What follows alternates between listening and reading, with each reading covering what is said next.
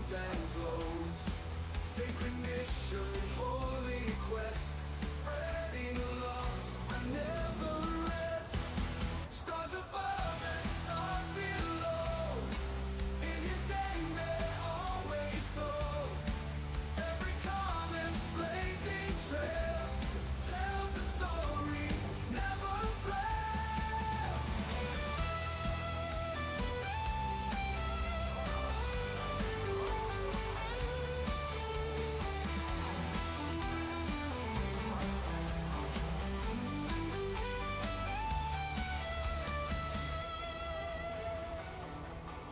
Stars above and stars below, in his name they always glow. Every comet's blazing trail tells a story never frail.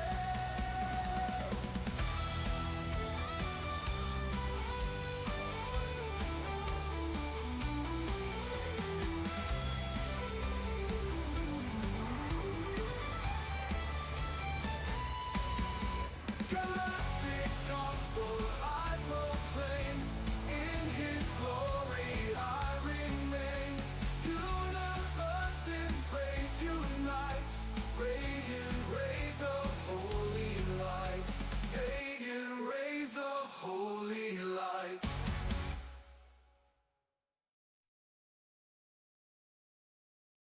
Whether flying through space, stomping in mechs, or spending time with community and friends, Father Bill spreads good news, good vibes, and good times. You are invited now to join the stream with Father Bill.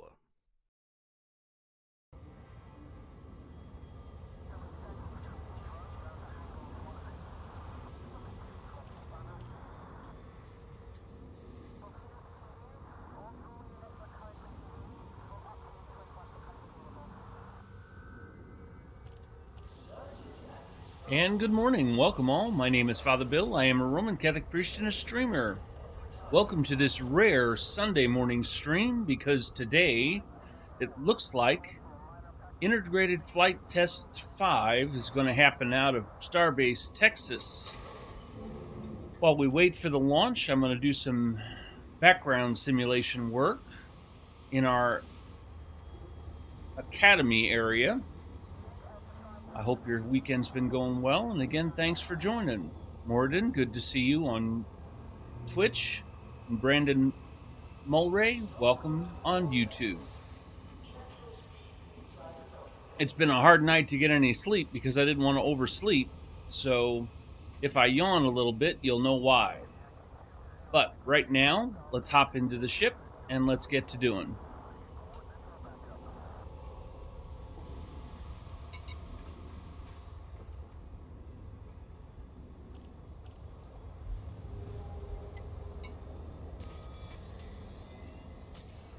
So right now in Finance Friday's locations, let's go to HIT 48391.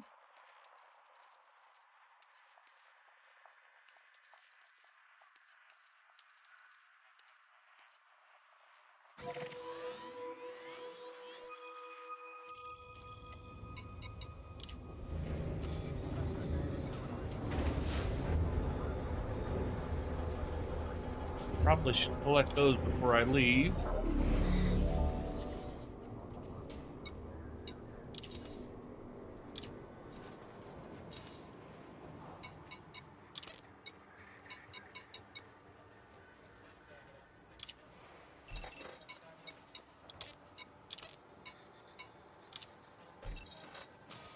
Is that everything?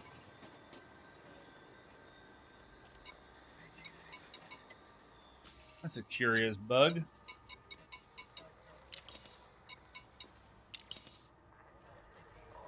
Make sure there are no missions I need to turn in. There are not.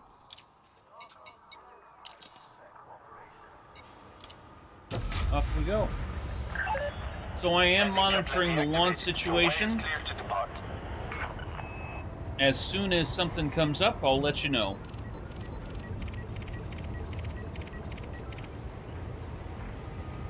Well, looky there, Jimmy Jim Jimmy's.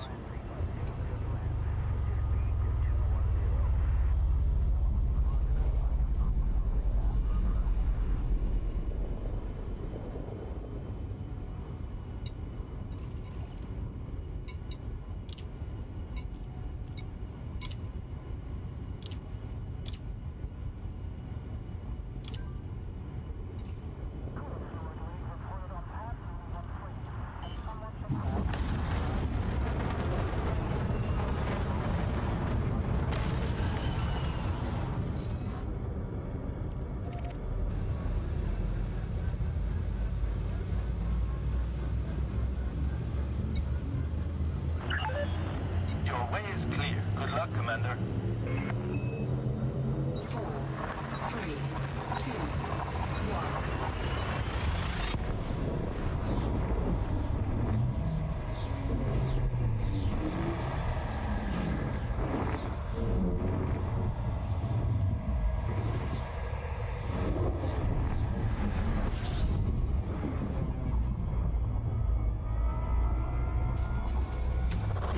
Fuel scooping.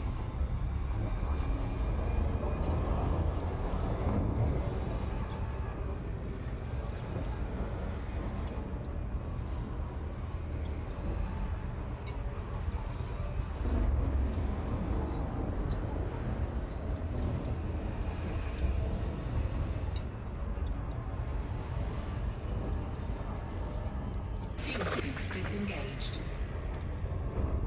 Folks, I'm going to be really aggressive with the ad management today. So while I'm flying over to HIP 8391, I'm going to trigger an ad so we don't have to worry about it during the flight today. So just to give you a heads up, there's about an ad to run.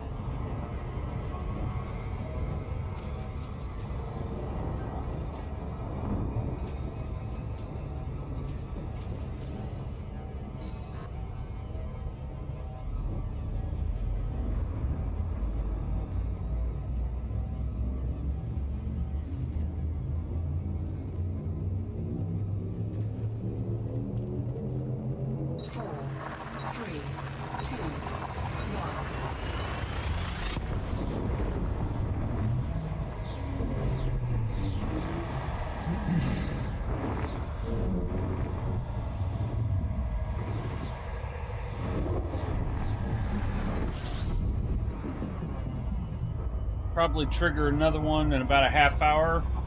That should get us through the launch.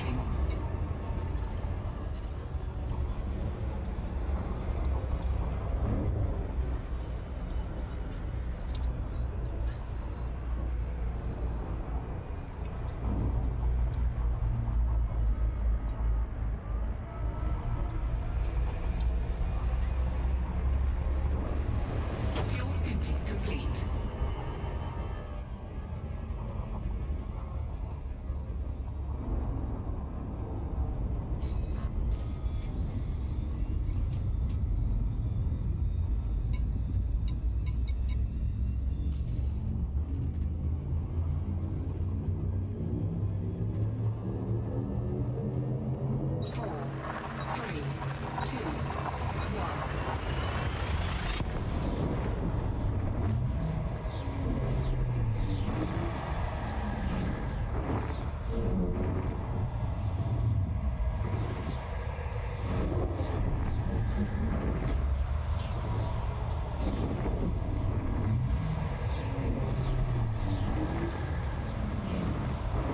Alright, game, come on.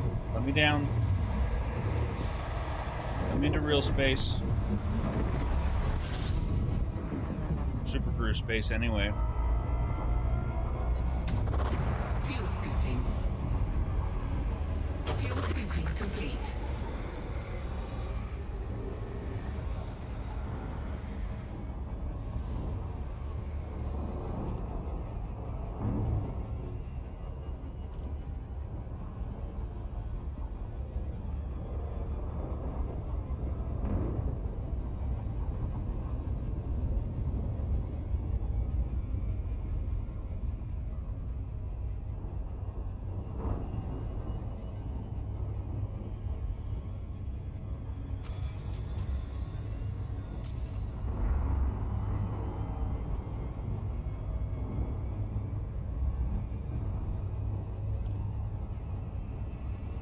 Again, we're looking for a SpaceX launch of the Super Heavy Starship combo.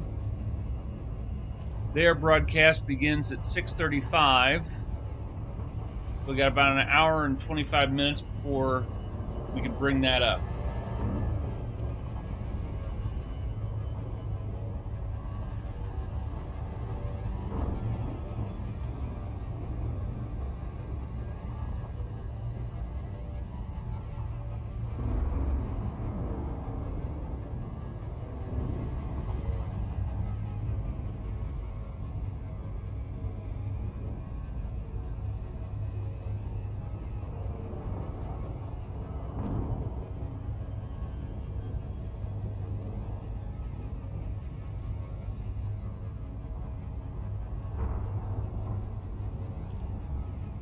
Hey, Nikas, combo number 8. I'm betting they get pretty close, if not successful. As they often say, excitement guaranteed. I think what he said today was excitement guaranteed, success good, success chances good. I think I've seen it as close as somewhere in the mid 60s. Is there, if there was an odd maker involved, it would be somewhere in the mid 60s that they could catch it first time off, which would be absolutely amazing. Hey, Skybird, welcome on in. So again, this is a very rare Sunday morning stream. I generally don't stream on Sunday mornings because of official duties, but today is a special day. There is a SpaceX launch of Starship Super Heavy that's supposed to happen in about 2 hours or so, with their broadcast beginning in about an hour and a half. I will stay with it as long as I can, recognizing that I have Mass at 8:30 Central Time, U.S., that I will have to go to. We should get at least through the launch and the catch. I hope to get through the entire process, but only time will tell.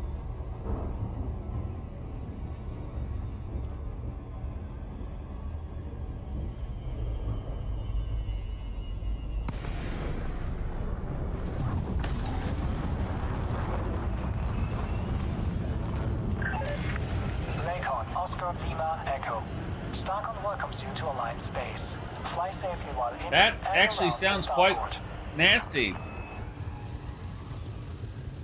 2 silver bullet, 2 heavy PPCs? Yeah, that sounds nasty. And Pete on YouTube, welcome. For approach to pad 37.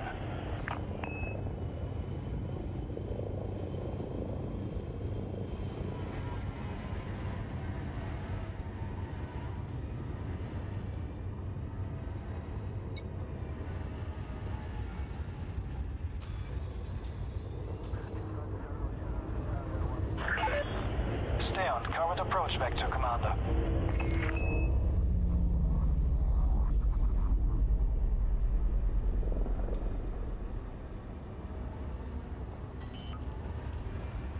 Now, where is the Intrepid, I wonder?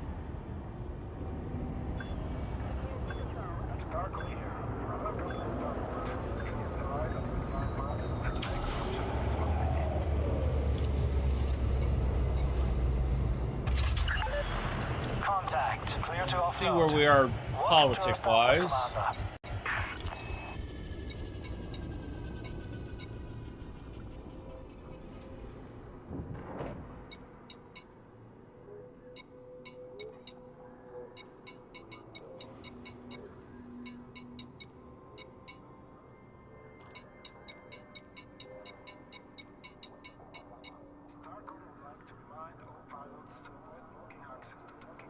Nice. We took over LHS 5163. Wunderbar.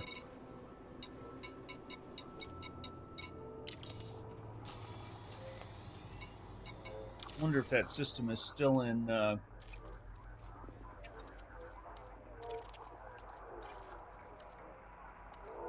bans and civil unrest.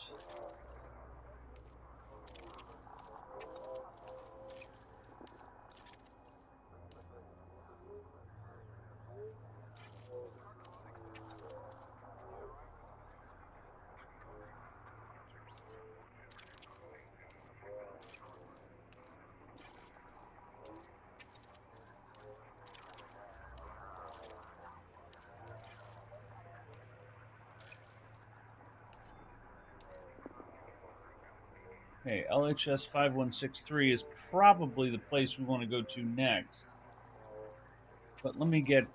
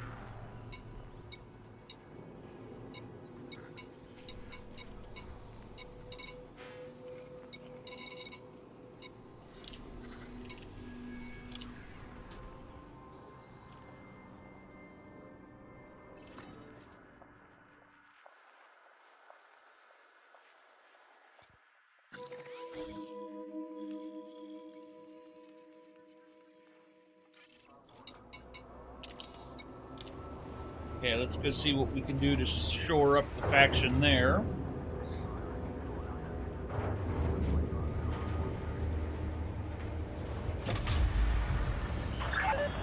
Detach sequence complete. Regulate your speed when exiting the docking bay.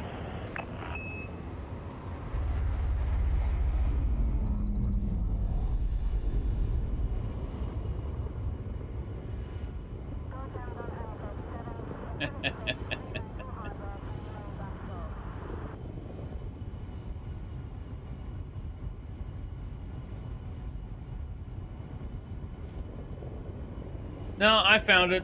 I thought it was on the carrier.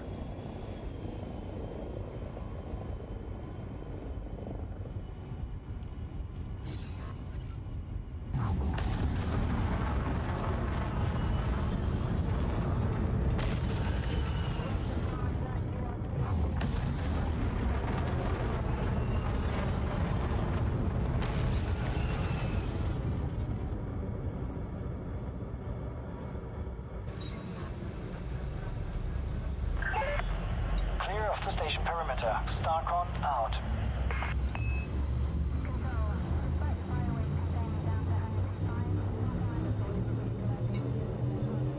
Four, three, two, one.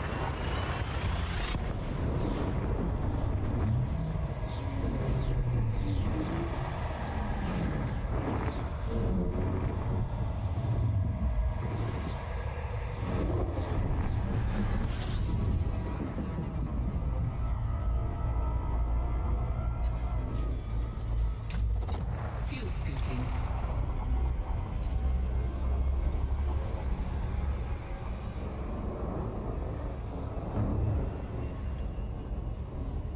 Fuel scoop disengaged.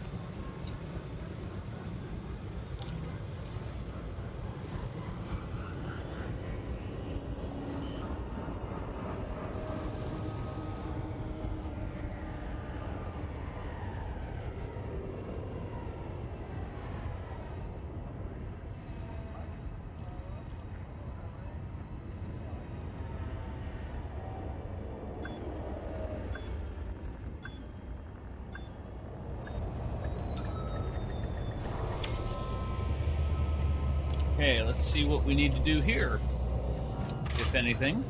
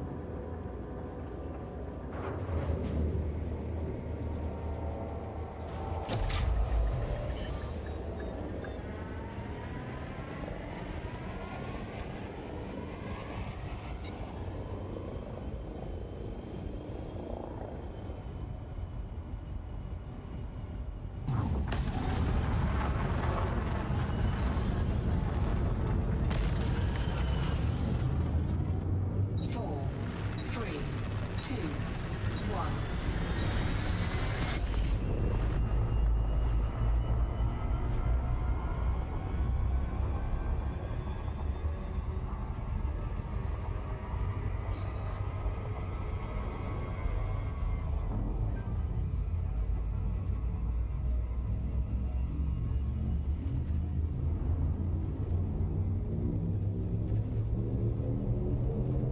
Four, three, two, one.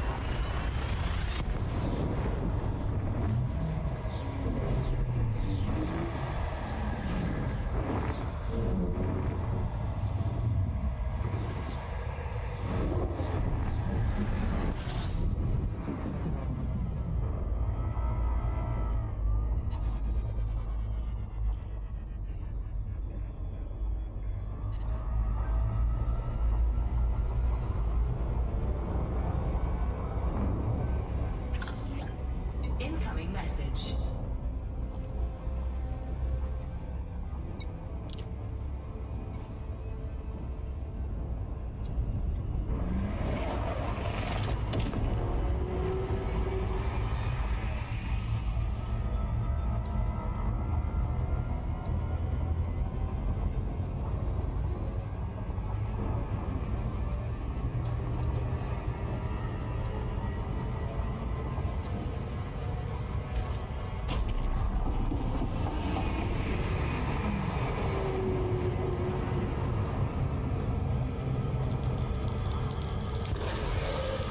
Heatsink deployed.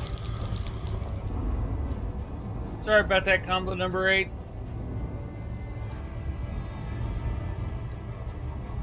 Just trying to make sure that we don't have ads during the launch. I wish it weren't that way, but I've got to manage it such that while we're watching the launch, there are no ads popping up. Looks like we'll have one more run in about a half hour, and then we should be good through the whole launch cycle.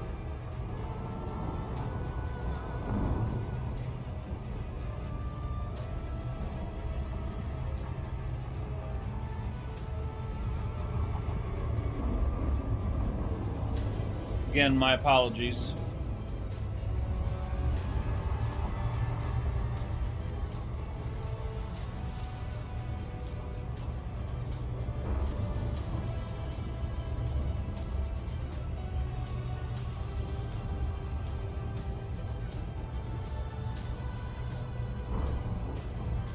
So it is much more stable, but it still has the warnings. Let me show you.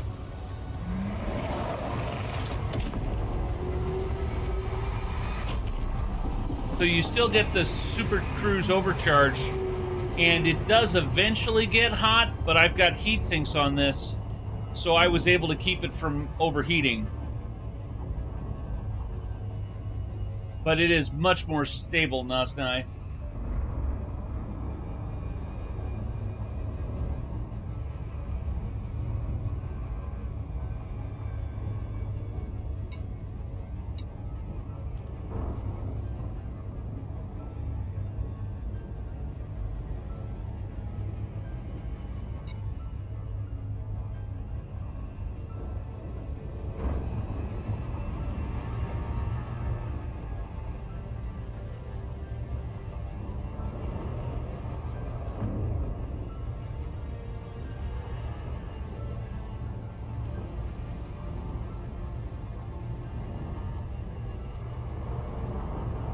about 65 minutes, and then we should have a broadcast going.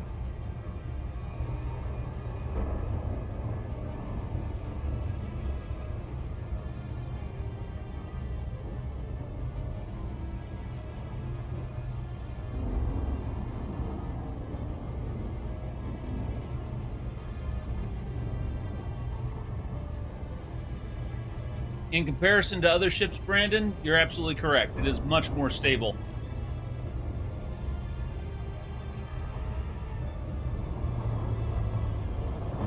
And it's so quick. 45,000 light seconds would normally take 10 minutes. I've made it in less than 3.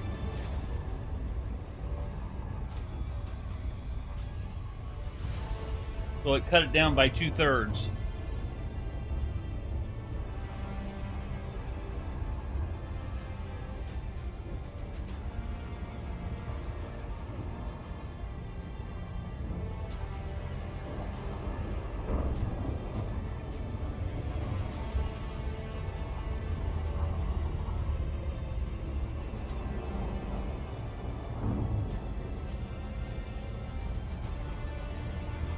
That's my hope.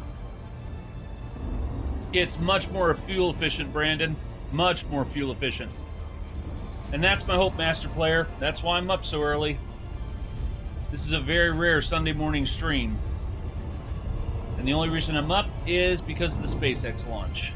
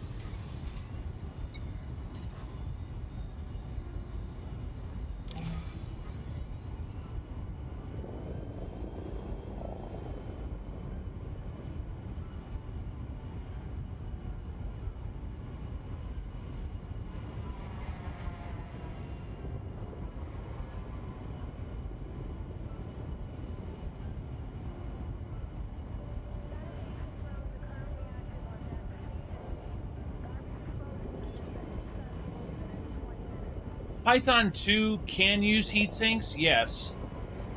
It just allows it to go further with overcharge. But this ship is much more efficient than the Mark II. Python Mark II, I should say.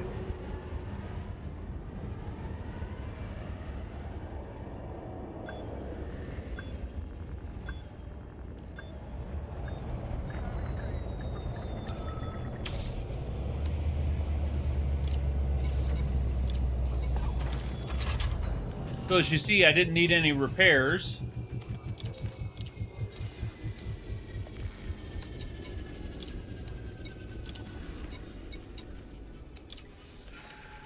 That's 4 influence so far.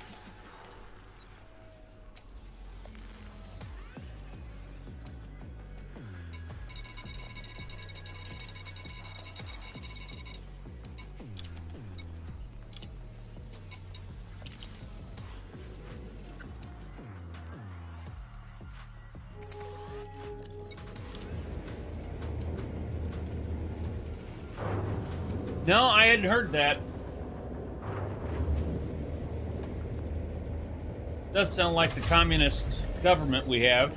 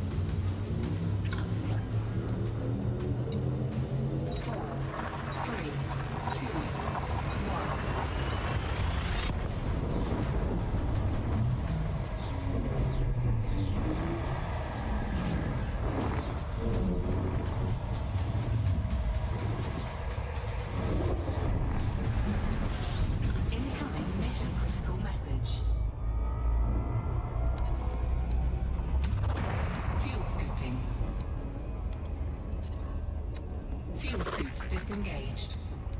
I try and get sleep normally, Nasnai, but with the SpaceX launch on the weekend, I had to get up. And sleep was few and far between just because I was so excited about the launch. I didn't want to miss it. So yeah, no, I'm up early. I normally go to bed about 7, unless it's unless I have a meeting or I had to be at a hospital till very late last Wednesday. But normally I try and get to bed about 7, and then I can get up about 3, no problem.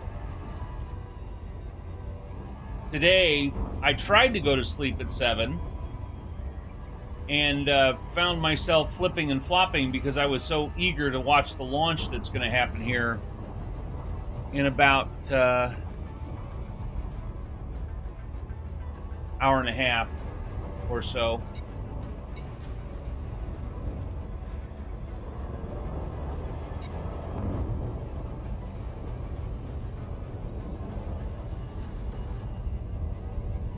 And the new ship will be coming in for early access on the 22nd, October 22nd, when I'm doing my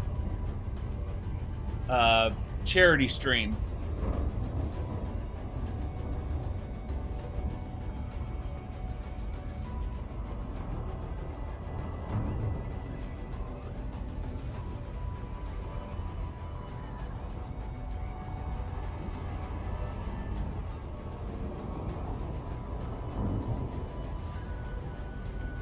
Yep, the Mandalay.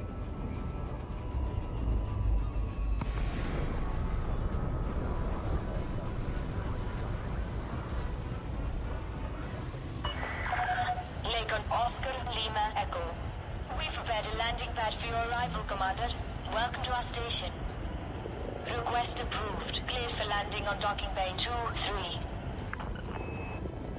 Nekez, it is an exploration ship, which in theory with Super Cruise Overcharge has more range than an Anaconda, but it's a medium pad ship. It's got pretty good internals, decent firepower potential. It's going to be interesting.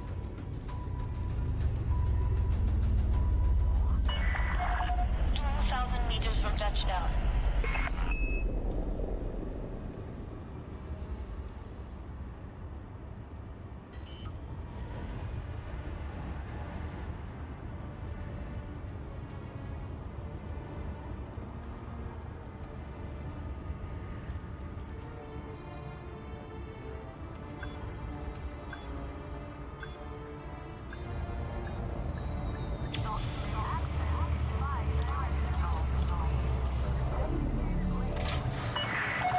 Touchdown confirmed. Commence system shutdown.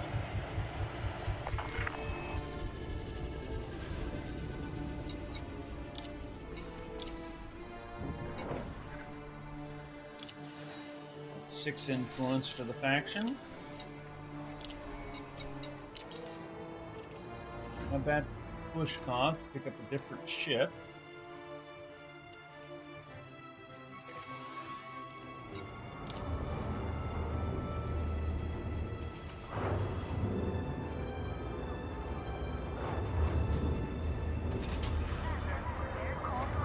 Get a multitasker. Ship detach complete. Restrict speed until clear of the station perimeter.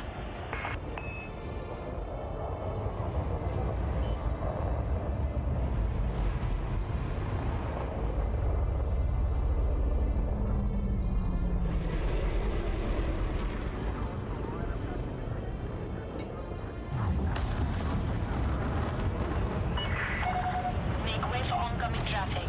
Restrict your speed.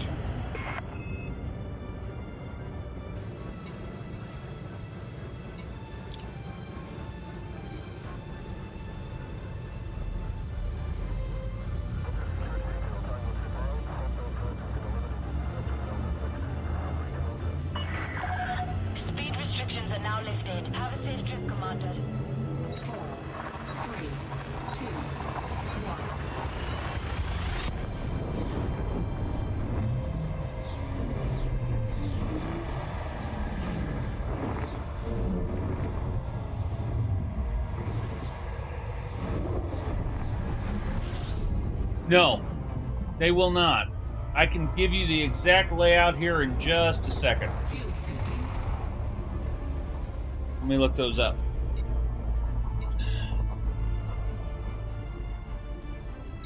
I think it's more like an Asp Explorer if you're looking at something that's equivalent.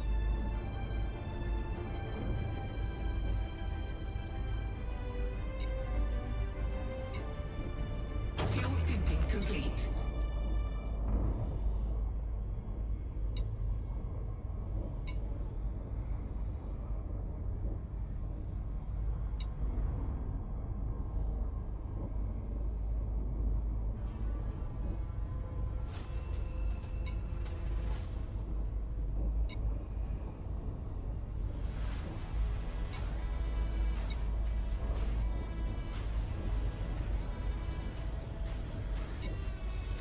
Okay, core internals. Everything is a size 5 except for life support, which is size 4. It has 3 size 1 optional internals, 1 size 2, 2 size 3, 2 size 4, 1 size 5, and 1 size 6.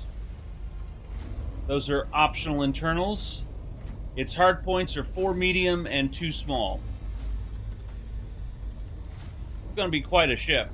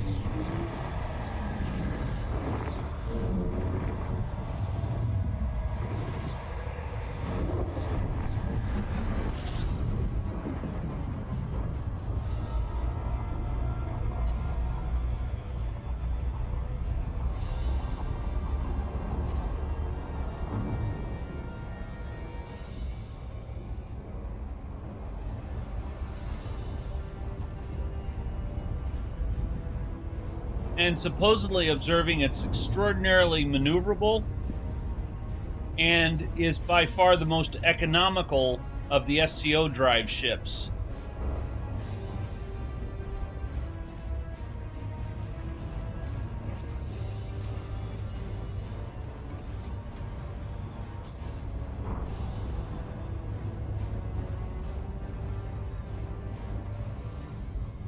It is the most fuel efficient of the SCO drives.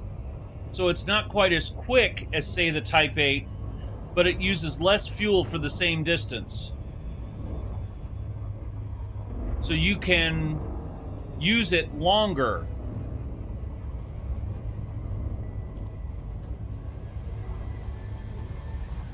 I suspect it'll be the new Time King on the Hutton run.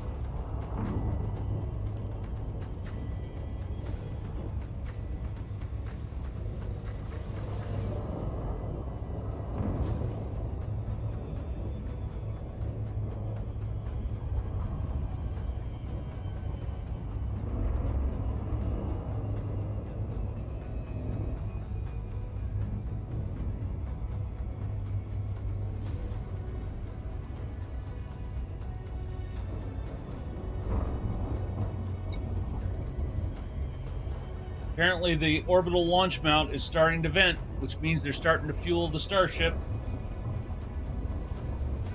Or getting ready to start fueling. They have to chill down the launch mount before they start flowing cryogenic oxygen and methane.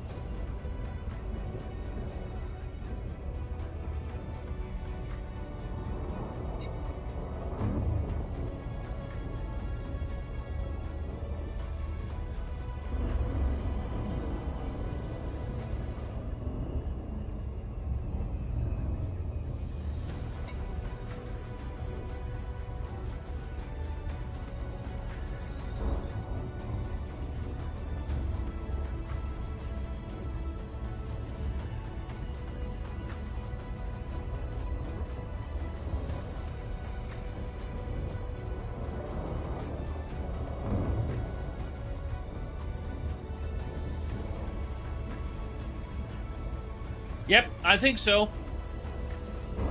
I think it might be a new meta combat ship, honestly. If it's maneuverable, as they say, put 4 railguns and a couple of long-range beams on it, I see it tearing up other ships. Lakon, Oscar Lima Echo. Starcon welcomes you to Alliance Base. Fly safely while in and around the starport.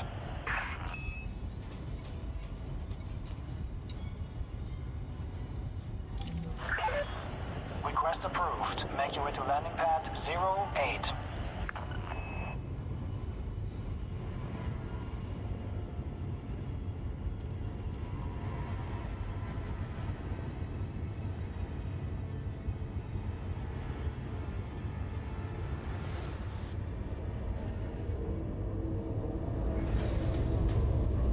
NASA Spaceflight seems to believe that it's going to be 15 to 20 minutes into the launch window. So we're looking at 7:20 Central Time US or so.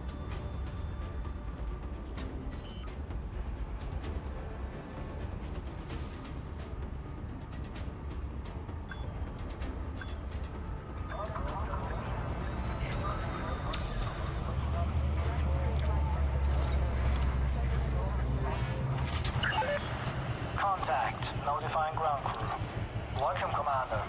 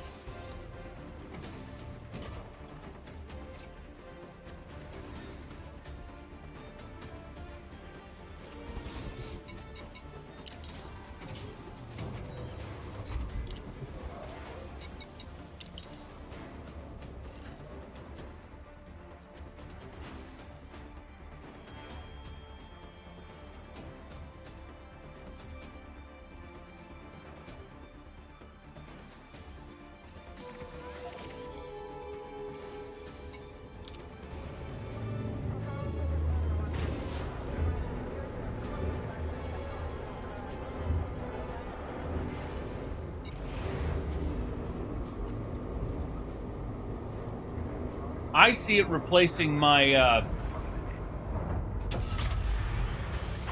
DBX. Ship released. Observe speed restrictions when passing through the airlock. It's got more firepower than a DBX and more jump range. That, to me, is going to be a perfect Power Play 2.0 ship.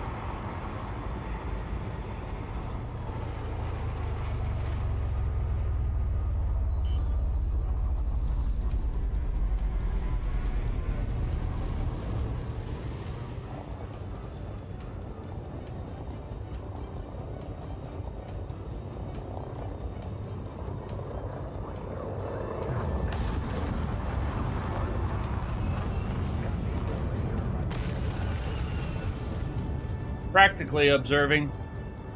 Practically.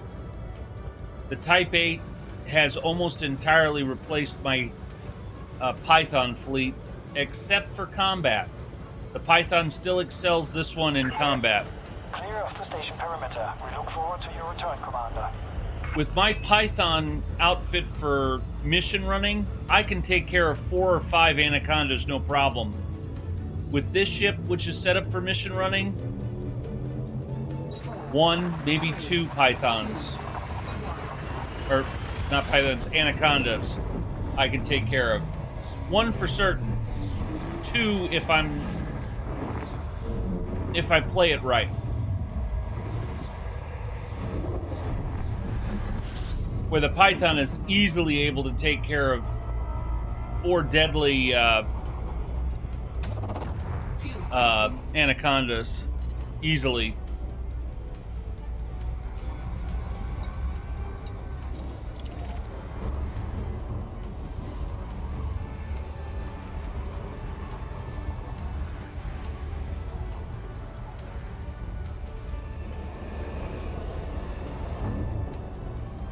Fuel scooping complete.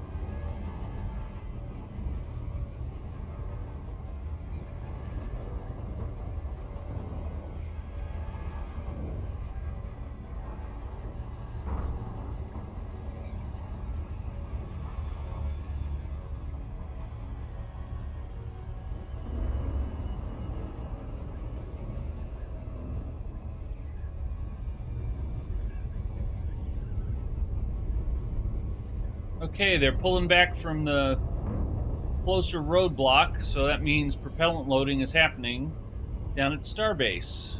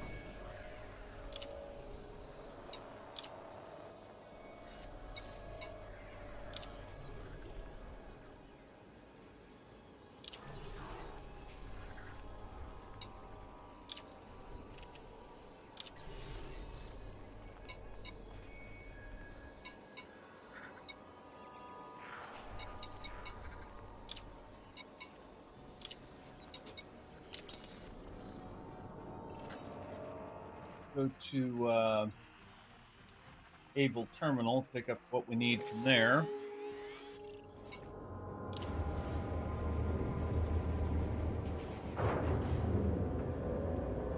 Yep, that's the thought.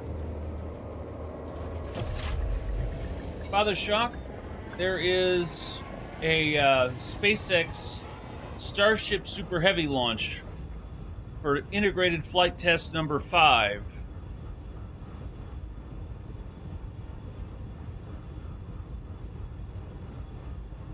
Cannot comply.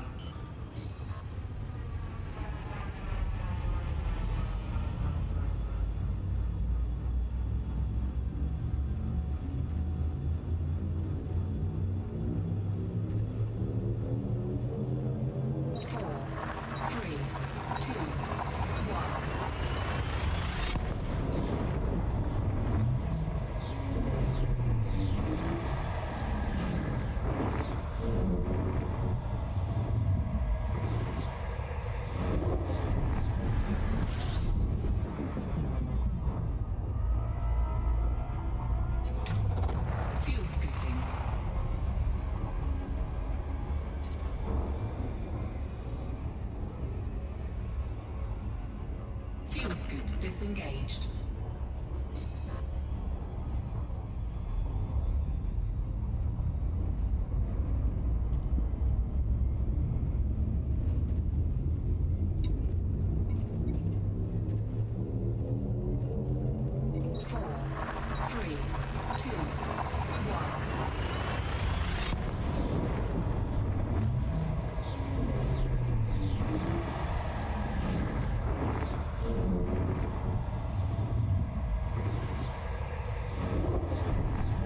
Okay, folks, I'm going to trigger another ad so that we can guarantee that we won't have ads playing during the SpaceX launch.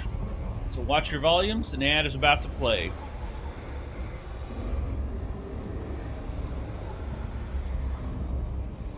Fuel scooping complete.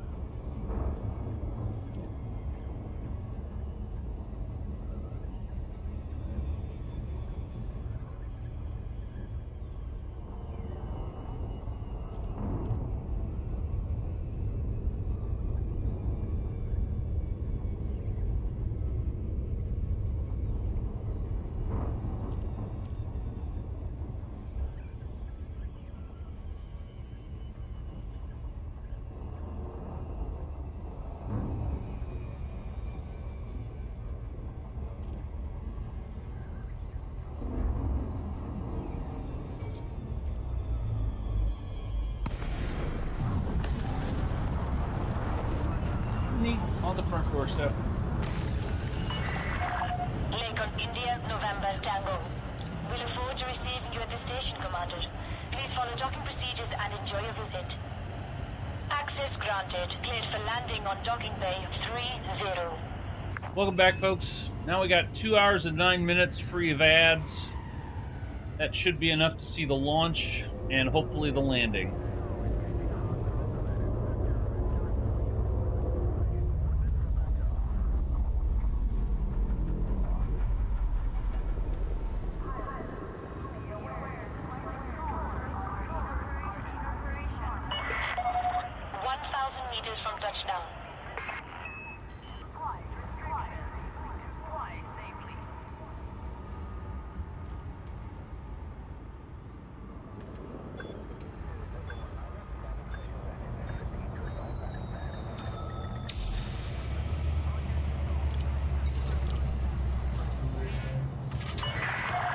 Landing complete. Docking restraints engaged.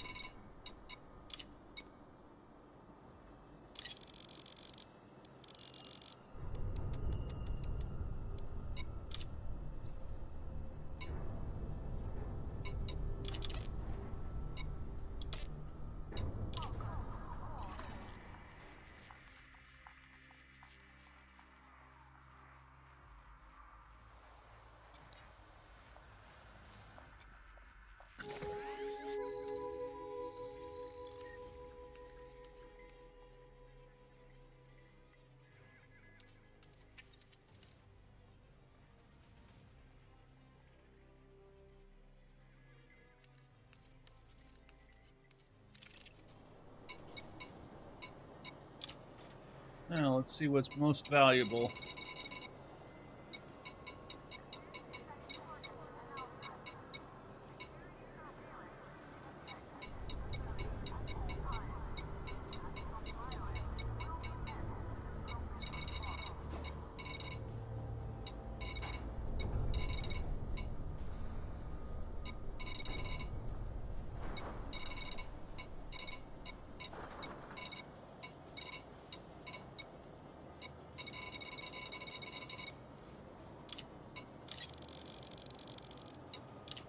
Cargo hold at maximum capacity.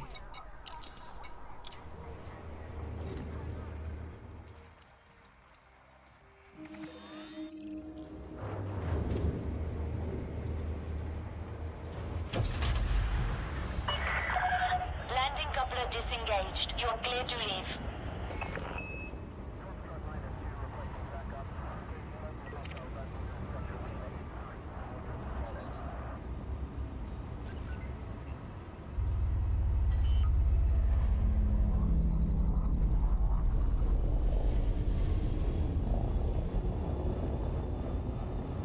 Frameshift charge detected.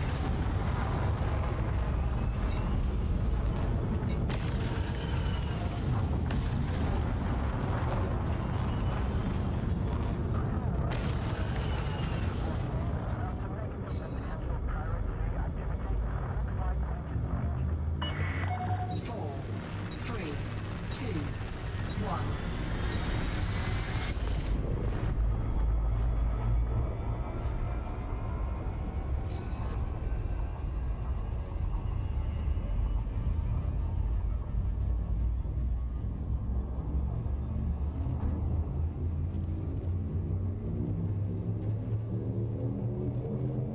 Four, three, two, one.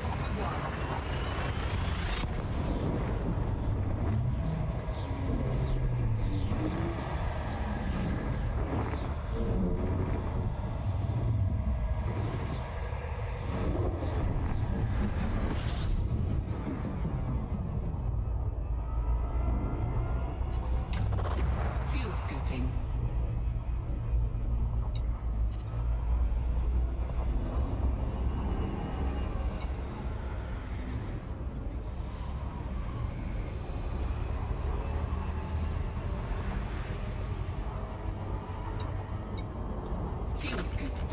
engaged.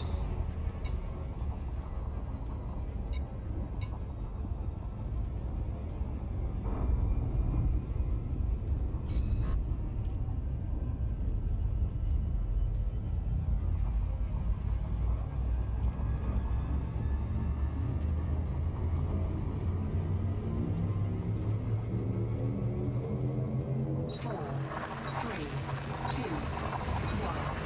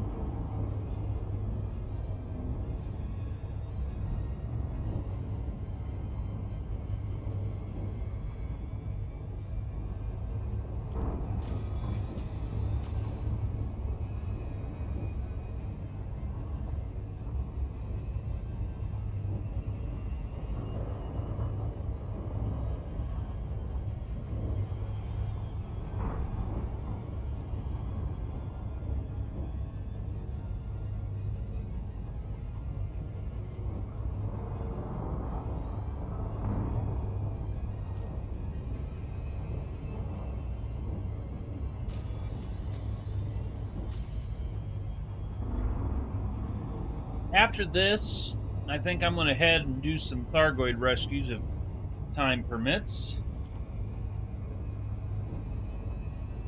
Because I should be influenced out at this system.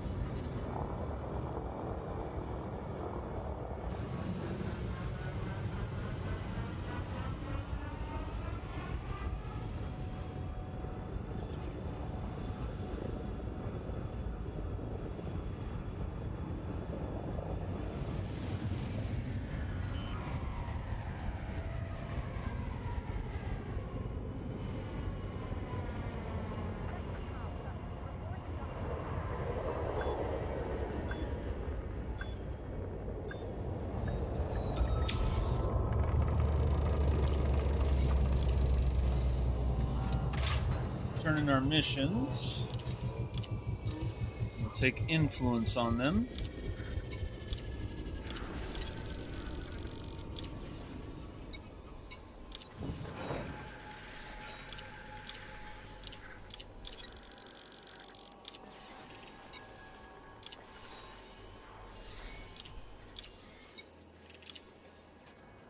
And we'll sell what we brought with.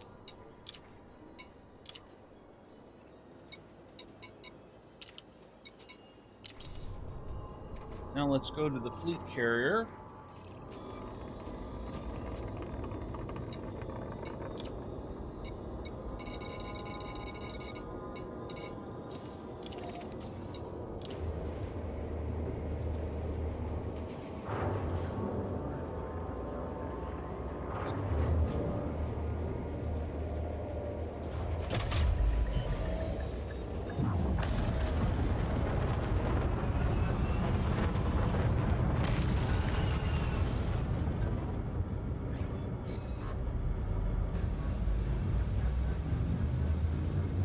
Four, three, two, one.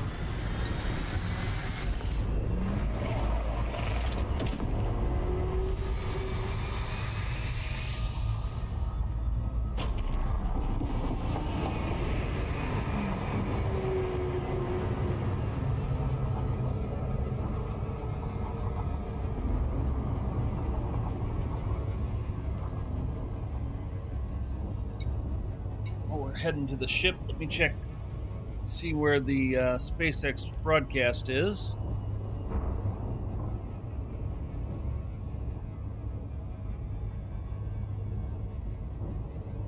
Still showing 6:35. When that opens up, I'll get a window open. We'll wait for the launch to happen.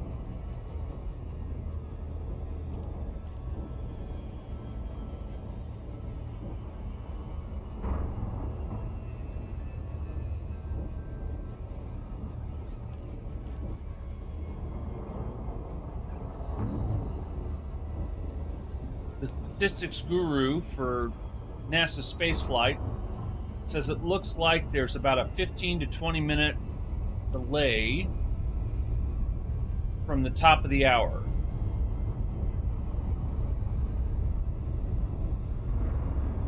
Propellant load hasn't started yet, but they're very close to doing so.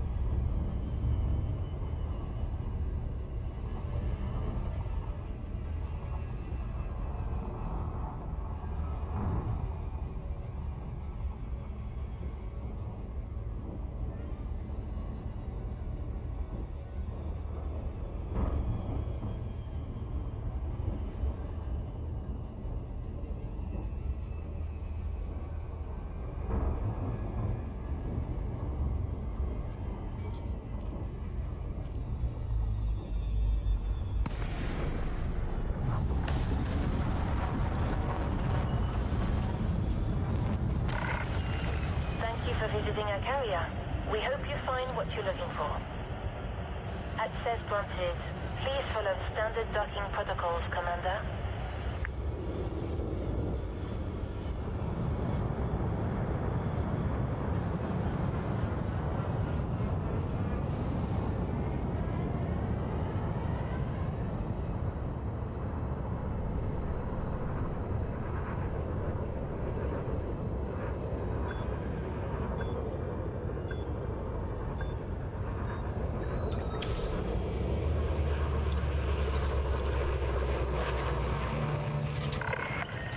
Landing successful. Clamps engaged. What can we do for you, Commander?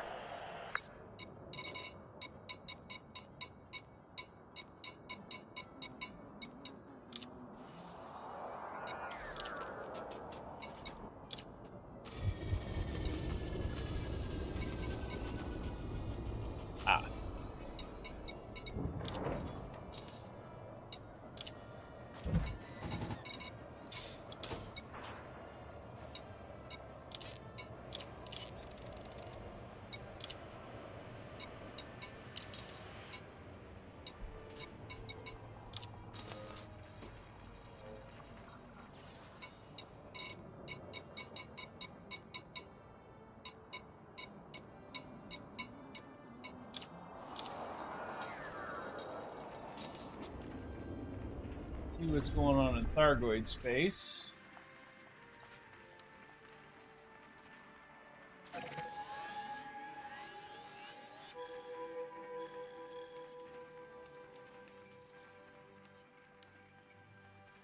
Looks like they may have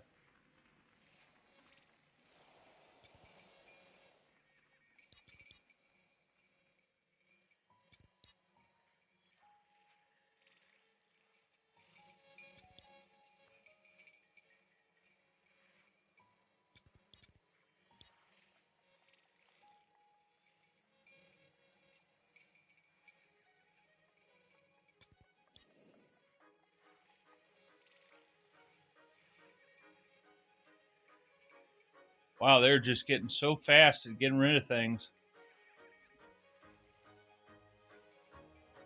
The Rygene is cleared up.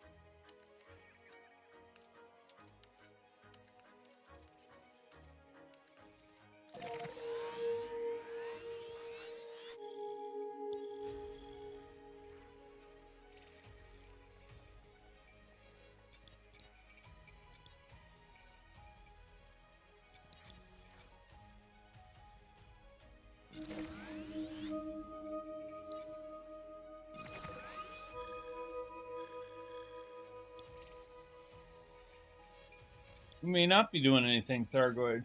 We may have already gotten all done.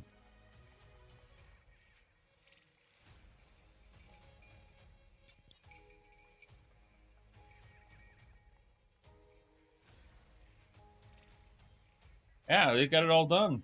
Let's go back to BGS work.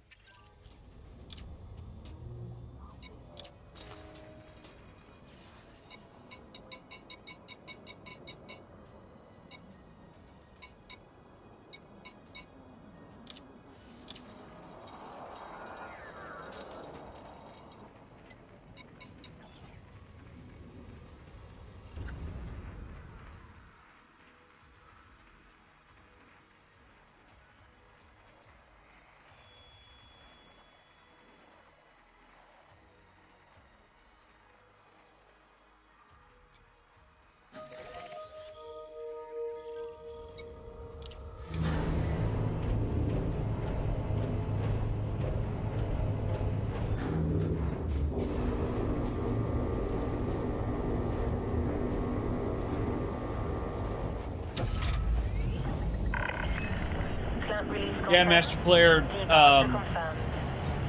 with SpaceX, they begin their stream just a few minutes before the launch.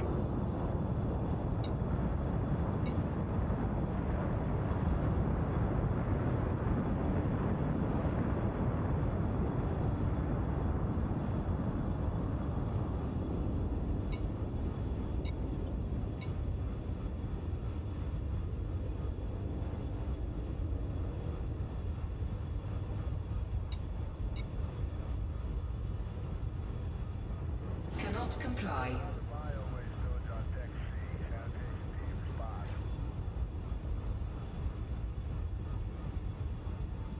Cannot comply.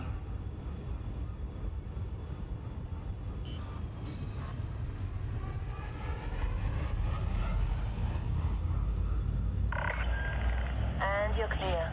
Take care out there, Commander.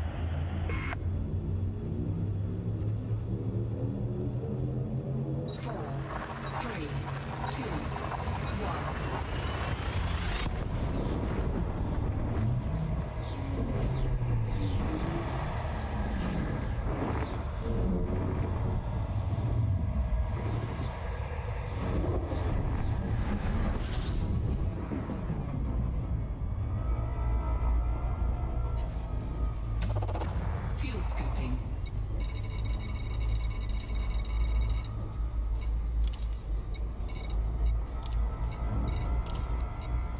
Fuel scoop disengaged.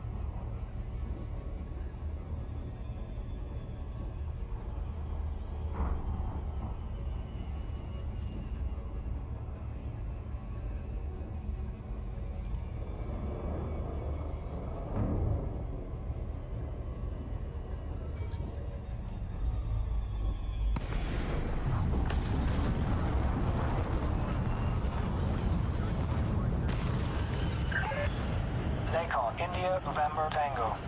Starcon welcomes you to Alliance Space. Fly safely while in and around the starport. Request approved. Make your way to landing pad 20.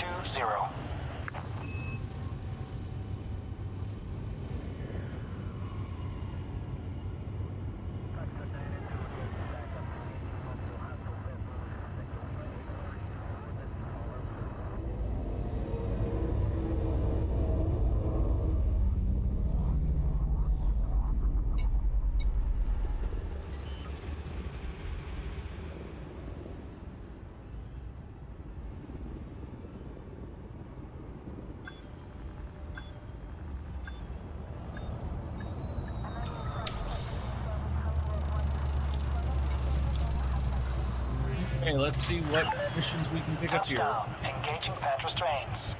Welcome to our starport, Commander.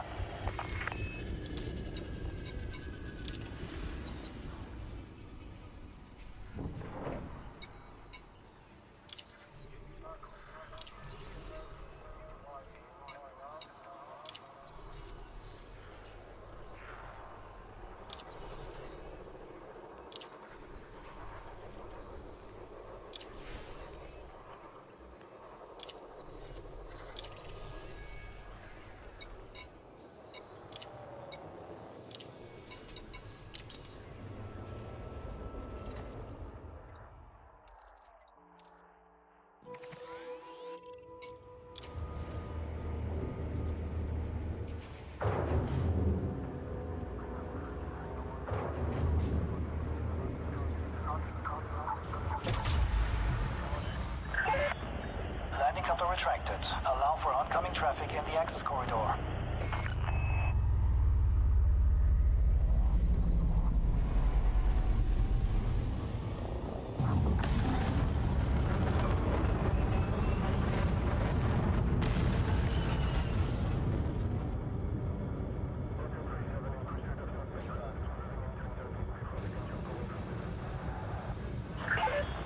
Clear of the station perimeter. Starcon out.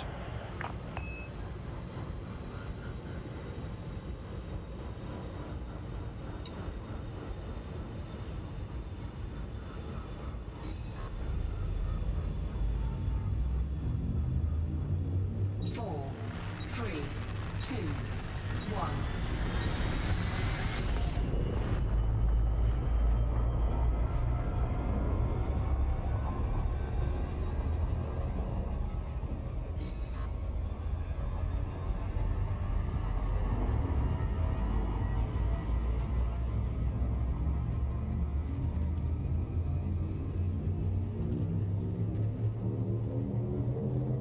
Four, three, two, one.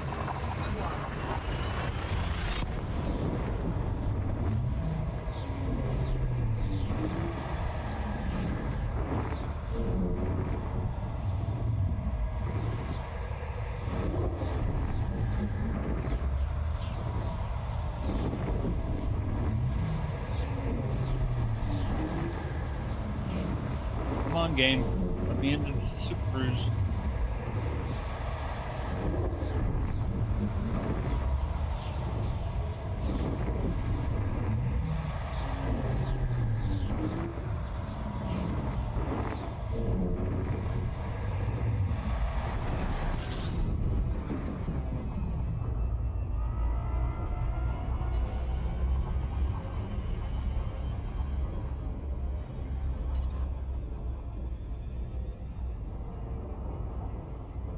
Good morning, Philip. Welcome on in.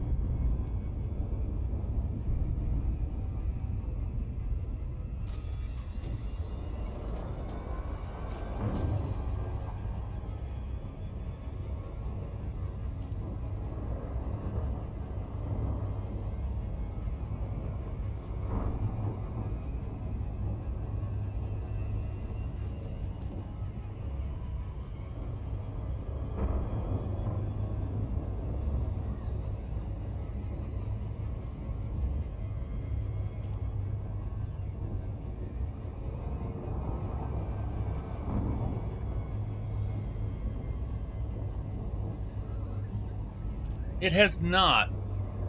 The broadcast from X for SpaceX begins in about 12 minutes. Looks like the launch is going to be 7:25 Central Time US.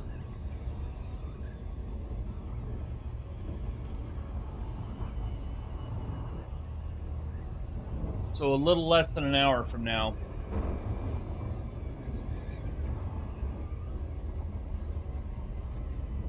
Check and see if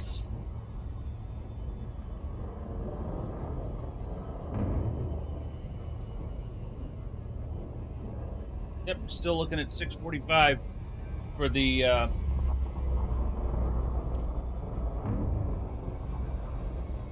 X stream to begin.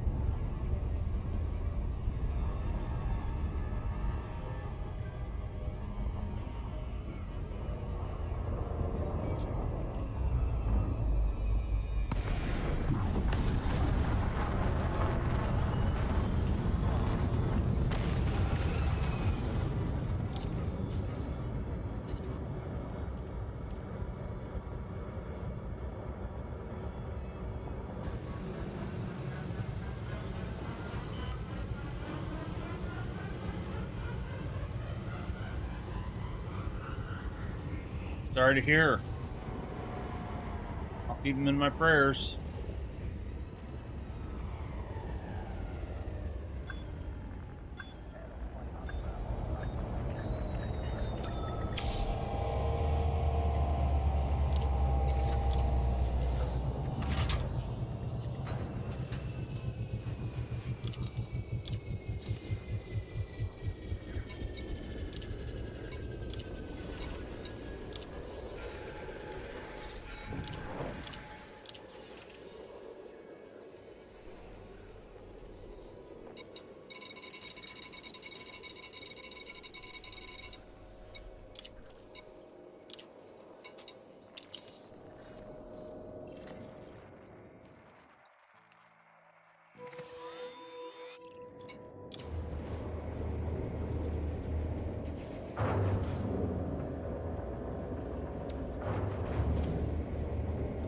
Always happy to help. Combo number 8.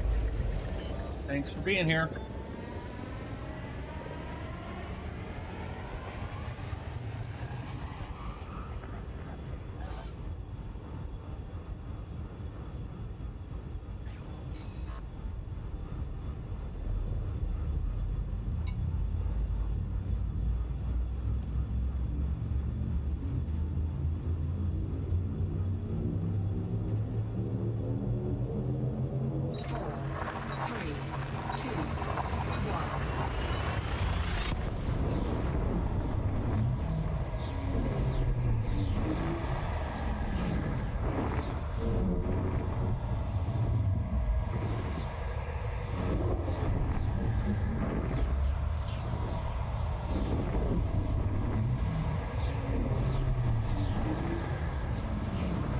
Looks a little squirrely today. Me into Super Cruise, please.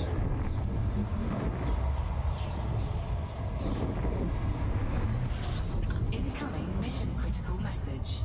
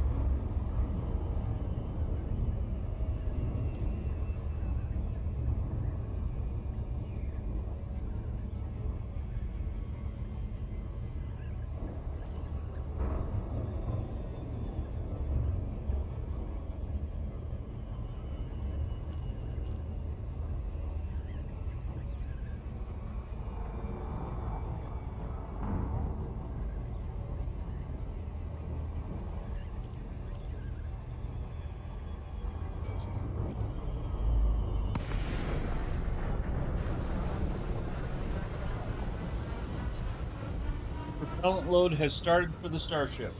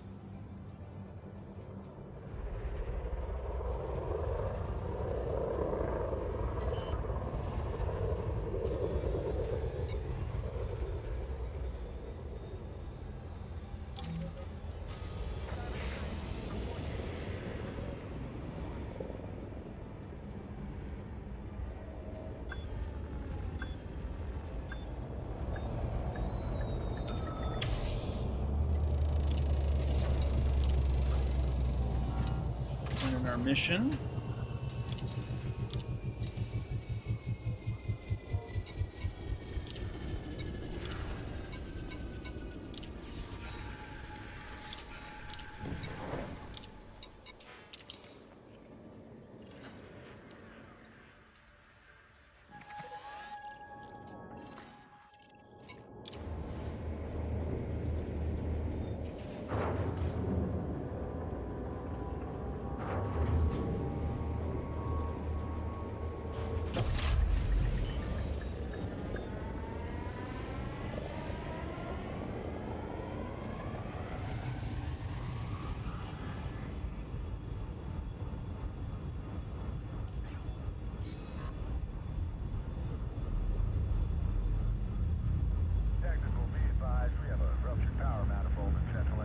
Okay, folks, while this jump is happening, I'm going to run one final ad, and we should be clear for the whole launch. 3, 2, 1. Incoming mission critical message.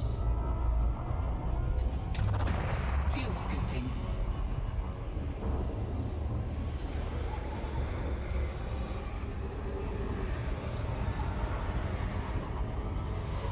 Fuel scooping complete.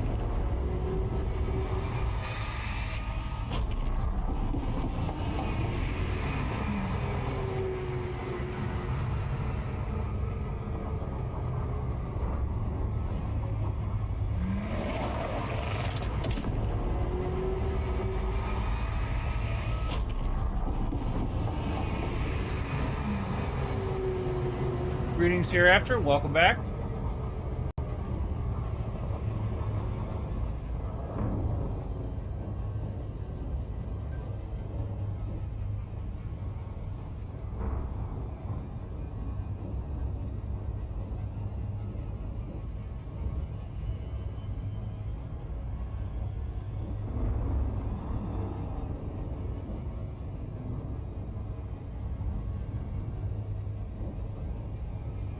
A frost line has started to show up on Starship.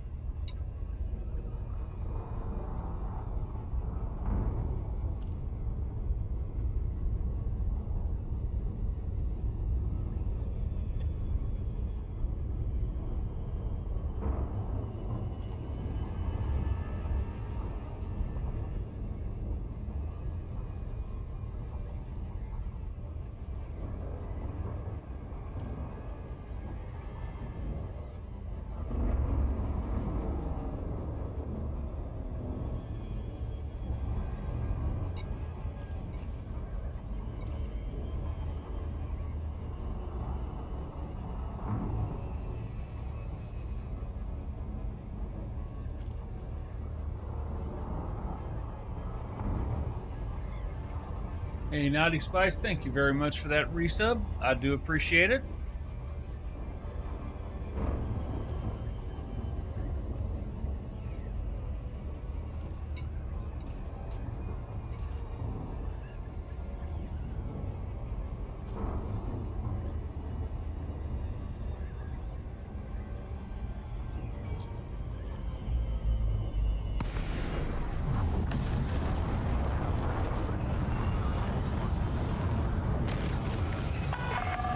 Lakot, India, November Tango. Station services are prepped for your arrival. Greetings, Commander. Permission authorized. Vectoring for approach to landing pad 3-8.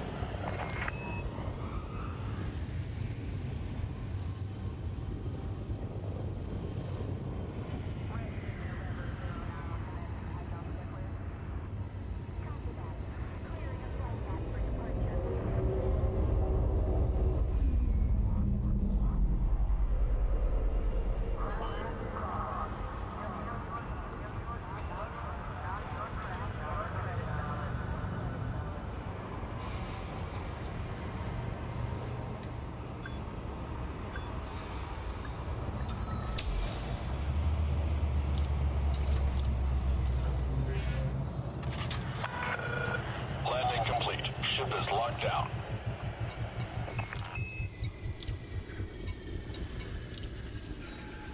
Check the stream here.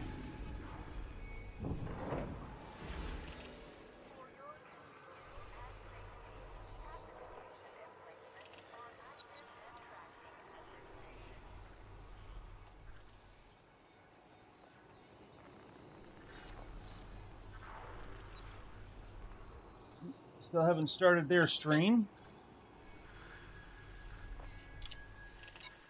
One more mission to run.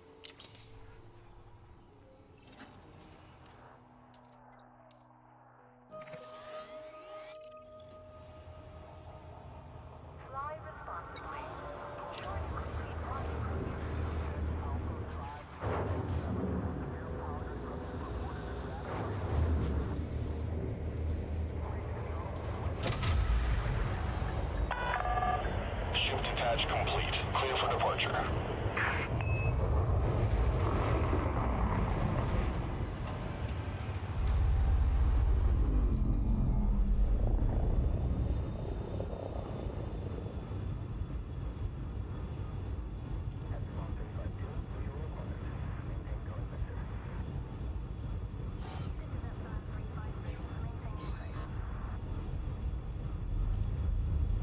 Propellant load for the Super Heavy booster is underway. You are clear of the station. Federal Flight Control signing off. 4, 3, 2, 1. As soon as the video comes up, I'll start broadcasting it.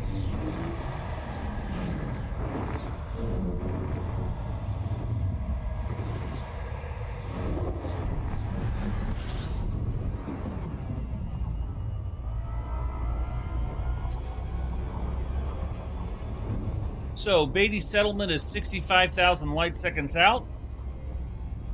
Let's see how long it takes us to get there. No, Gamma, this is for the SpaceX launch.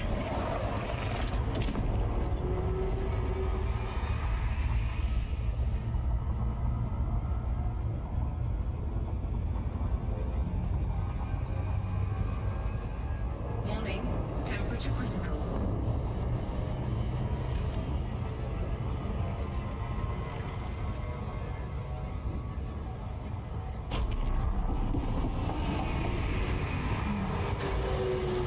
Heat sink deployed.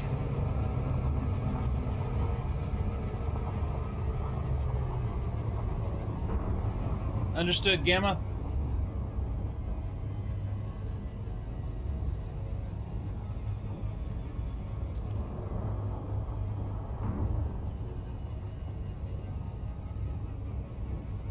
Come on, SpaceX, get your launch.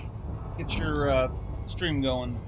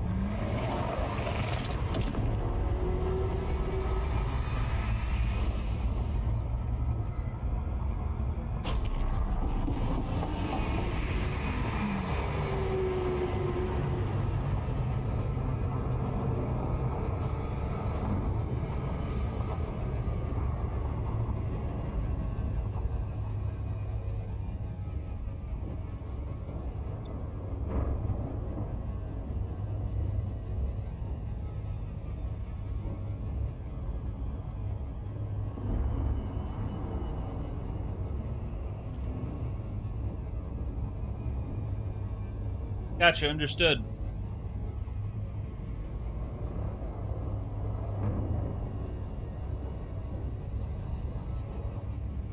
Hello, what was that?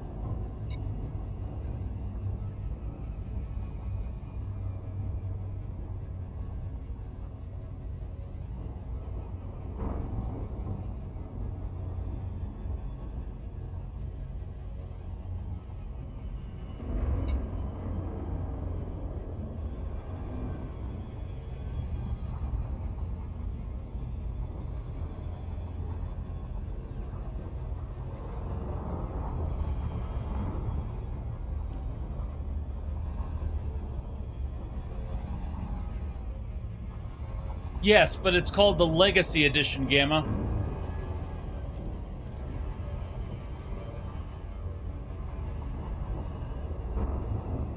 It is Horizons, but it does not include things that happen with Horizons 4.0.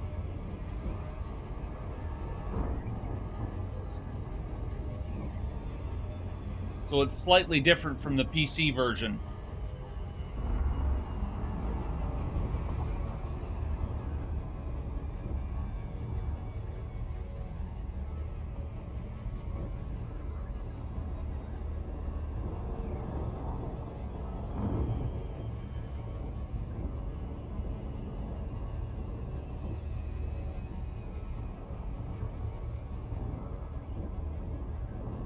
Correct.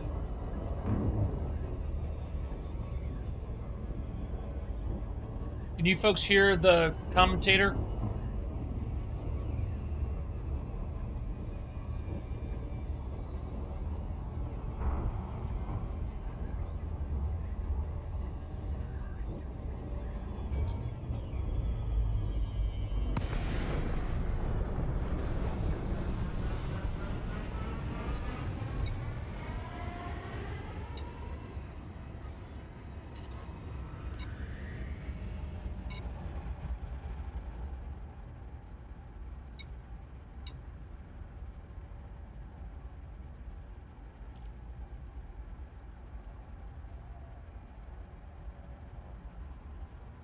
With focus on the chopsticks, the two mechanical arms that will reach out and catch the returning booster. We're only going to attempt the catch now you should be able to hear. Booster and tower checks out after launch, but either way, excitement is definitely guaranteed. Definitely. Today's Starship features a completely reworked heat shield with stronger tiles and a secondary layer, which is an extra layer of protection for the ship that will protect from any of the missing, that will help protect if there's any missing or damaged tiles. Now, not only did we replace the entire heat shield with our newest generation of stronger tiles for today's flight, we'll also be flying a handful of aluminum tiles that are there to help the team understand the thermodynamic environment during re-entry. If you were with us for Flight 4, you'll know how hard those heat shield tiles worked during the ship's re-entry. Did they ever? As you can see there, they worked incredibly hard. This big heat shield rework that we're talking about promises to increase the likelihood of Starship being better protected during controlled re-entry as it heads towards its flip maneuver and landing burn for a soft splashdown on target in the Indian Ocean, just like we did in Flight 4. And we'll have to wait and see, keep your fingers crossed, but we may have some new views in store for you today as well. Right, like all test flights, we want to learn as much as possible, and views of Starship during all phases of flight help us to keep improving the vehicle for recovery and reuse. Now, thinking forward to when Starship is flying regularly, it will take the heaviest payloads to space, land humans on the moon again after more than half a century, and ultimately fly people further into space than ever before. And getting there will require us to rapidly iterate and fly often, which is why we're working so hard to scale operations at Starbase. Yeah, the faster that we learn now, the faster we can improve and evolve Starship to achieve reliable flights and rapid reusability. We've been designing this vehicle from day one to realize a vision of having an entire city of people on Mars, something we know will take launching millions of pounds of cargo and equipment into space spread across thousands of flights. This future will require many Starships that can fly again and again, and today's flight is a critical step on that path. So, buckle up your seatbelts because here we go. The moon and Mars are not nearly as far in the future as you may think. In fact, we're planning to send Starships to Mars as soon as 2026. You might be familiar with the Starlink logo, and there you can see it on your screen. It's an iconic representation of the Mars Transfer Orbit, also called the Home and Transfer Orbit. This is how fundamental Mars is to SpaceX. This transfer window, or time when the Earth and Mars are the closest to each other, opens every 26 months and is only open for about 2 to 3 months at a time for a vehicle with Starship's power. And it just so happens that the next Mars transfer window opens in 2 years towards the end of 2026. Yeah, lining up a launch to Mars is similar to how we launched the International Space Station, where we time launches to match the station's orbit. If we didn't do this, we'd need more propellant and more time to get there. Exactly. Wow. So the first opportunity that we have to fly Starships to Mars, we plan on doing.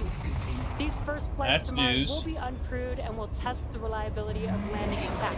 If those landings go well, the first crewed flights will follow soon after. So it's safe to say it's all happening, and flights like today's are what's going to get us there. Not only have we made several improvements to the Starship flying today based on what we've learned from our last flight, including extensive upgrades to Starship's hardware and software, we've also made improvements to the launch tower and catch mechanisms. And if you've noticed in some of the live views this morning, our teams have completed stacking the second launch tower, which will be coming online next year.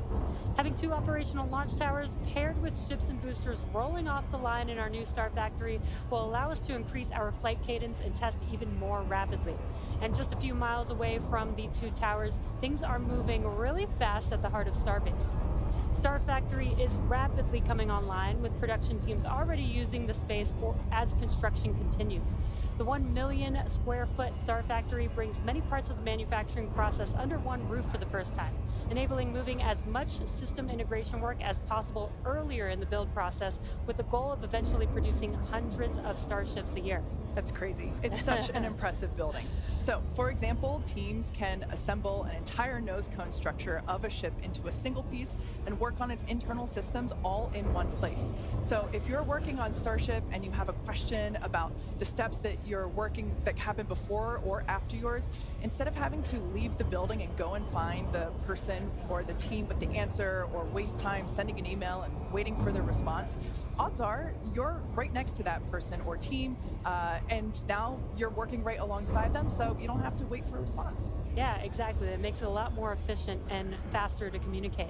So not only are we rapidly iterating on these spacecraft themselves, but we're also innovating the way that they're made.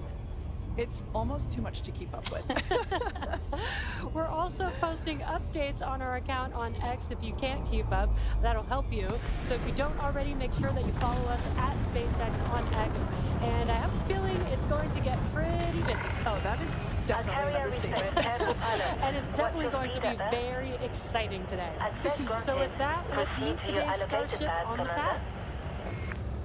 Starship features 2 major parts: the ship, which has 6 Raptor engines, and the Super Heavy booster, which has 33 Raptor engines. The current iteration of Starship is essentially an experimental vehicle flying for development. With a few planned upgrades, Starship will have 3 times the thrust of Saturn V, plus the added benefit of full reusability. Starship 2 will be capable of carrying more than 100 tons to orbit, and Starship 3 will be able to lift more than 200 tons to orbit. The amount of mass we're able to launch per rocket is crucial to creating a self-sustaining city on Mars. First I've heard of To that. get a sense of how big Starship is, let's start with the average size of human, which is about 2 meters high. Towering over our average human is the length of the Millennium Falcon, which comes in at 35 meters. Our Falcon 9 rocket, with the payload fairing attached, is double the size of the Millennium Falcon, standing at 70 meters. And nearly twice the size of that is the fully integrated Starship at 121 meters tall. The ship itself is about 50 meters tall, and the Super Heavy booster alone stands about 71 meters. And even crazier, eventually the ship and booster will get even taller with future design iterations. Can't imagine it being taller than that.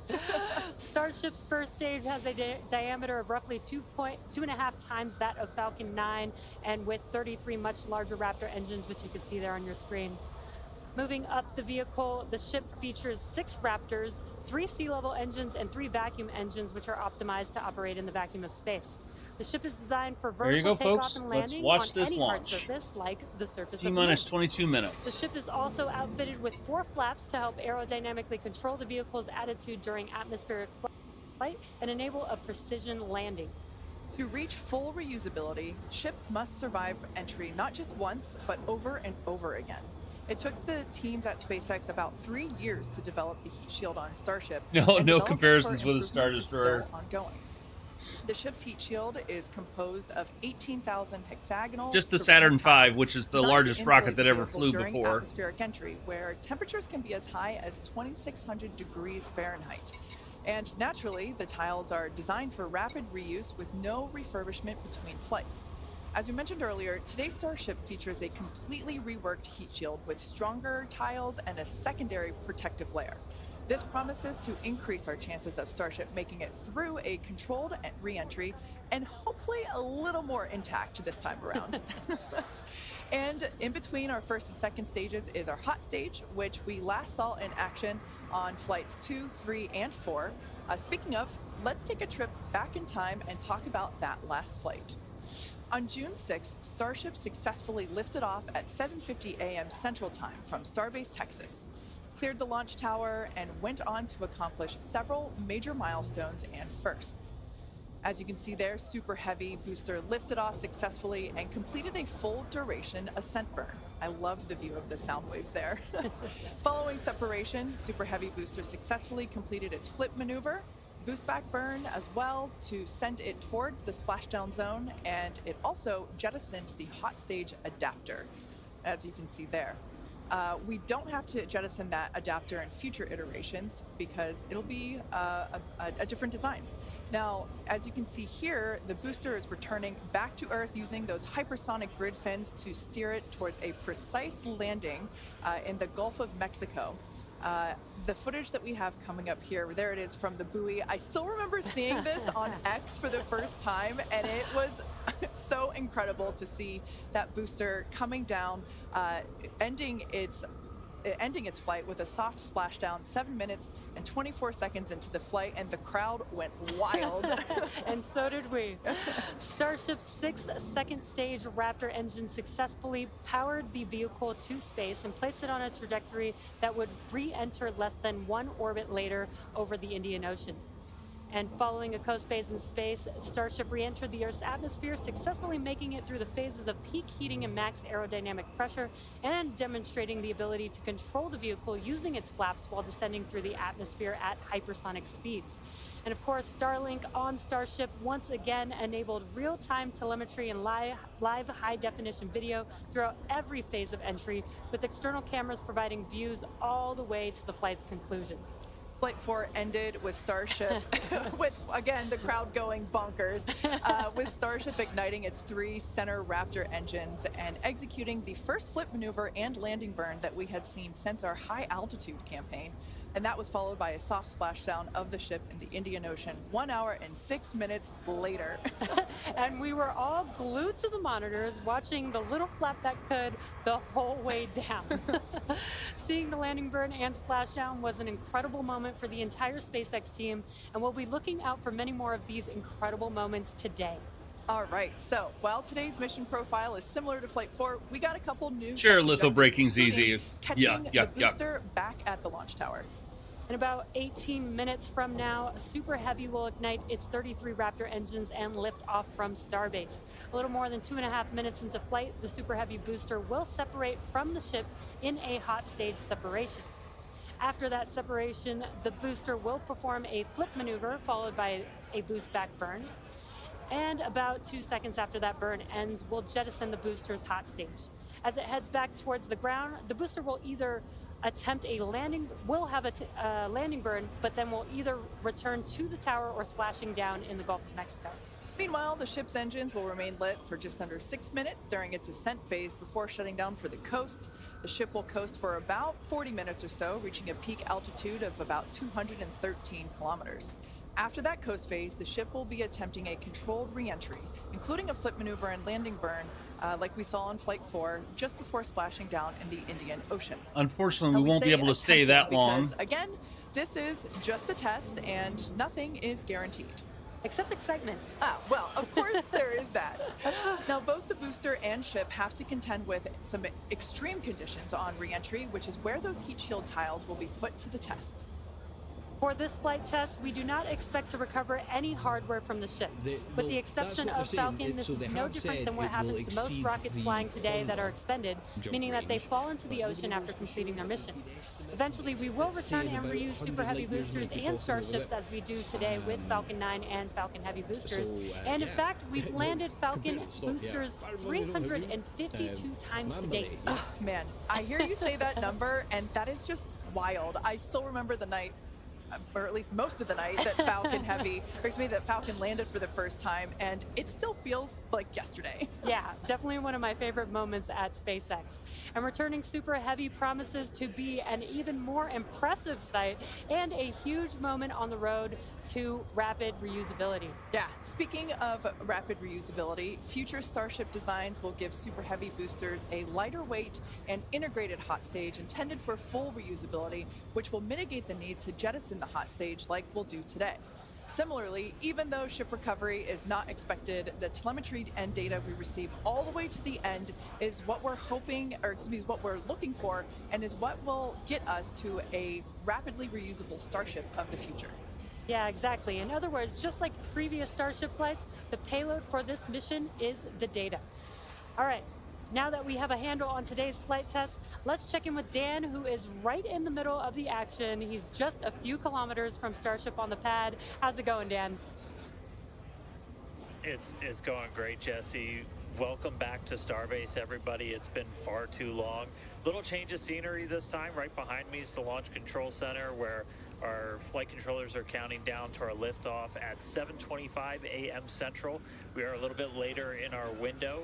The main reason is we're working to clear out the range. Have not been tracking any technical issues so far to preclude that launch. That's good to hear. 7:25 a.m. Central, 12:25 UTC is where we're marching down to. As you can see, we're actively loading propellants on board Super Heavy and Starship. Liquid methane for your fuel, liquid oxygen for the oxidizer. Prop load on the ship started at about T-minus 49 minutes, booster at T-minus 40 minutes. We're going to keep loading propellants on those vehicles right down to the wire. Ship will close out at about 3 minutes and 20 seconds before T0, and then booster just about 30 seconds later. Now, with our startup sequence, it's going to look very similar to what you saw on Flight 4. We already tested it with this booster and its static fire. We're going to see the Raptors start to make fire at about T-minus 3 seconds, and then we'll start them up in 3 different banks. The first inner 13 will fire, and then about a second later, 15 of the outer ring engines, and then about 0.8 of a second after that, those final 5. Another reminder, if we need to hold, we have a built-in spot at T-minus 40 seconds. We can hold for stuff like if we need to finish clearing the range or if any other technical issues pop up, just kind of in the last second. But if there's nothing holding us back, we're going to go right past that and go down to 0. So, I mean, as of right now, we're just under 14 minutes away from liftoff, not working any technical issues. So if you got Range any is questions, expected folks, to don't clear. hesitate We're just to clearing ask. out a few more boats. And as you can see, the weather is perfect. We had a 100% go for launch from the weather officer, so that was pretty unprecedented and something we really like to hear. If we're not able to go today, since we are loading prop, it would likely be about 48 hours before our next attempt. But good thing we're going to launch today. Really looking forward to being able to turn around and see it this time. Counting down to 7:25 a.m. Central, and I'll see you guys in a couple minutes. I'll send it back to you in Hawthorne. Thanks, Dan. Now, one of the most exciting objectives for Flight 5 today is attempting to return the booster to the launch site that you see right there, and it will be caught by the tower. We refer to this simply as booster catch. As you've heard us say, Starship and Super Heavy are designed to be rapidly reused, which is why we've developed a novel way of returning the vehicles that leverages the same hardware we use for stacking ahead of flight.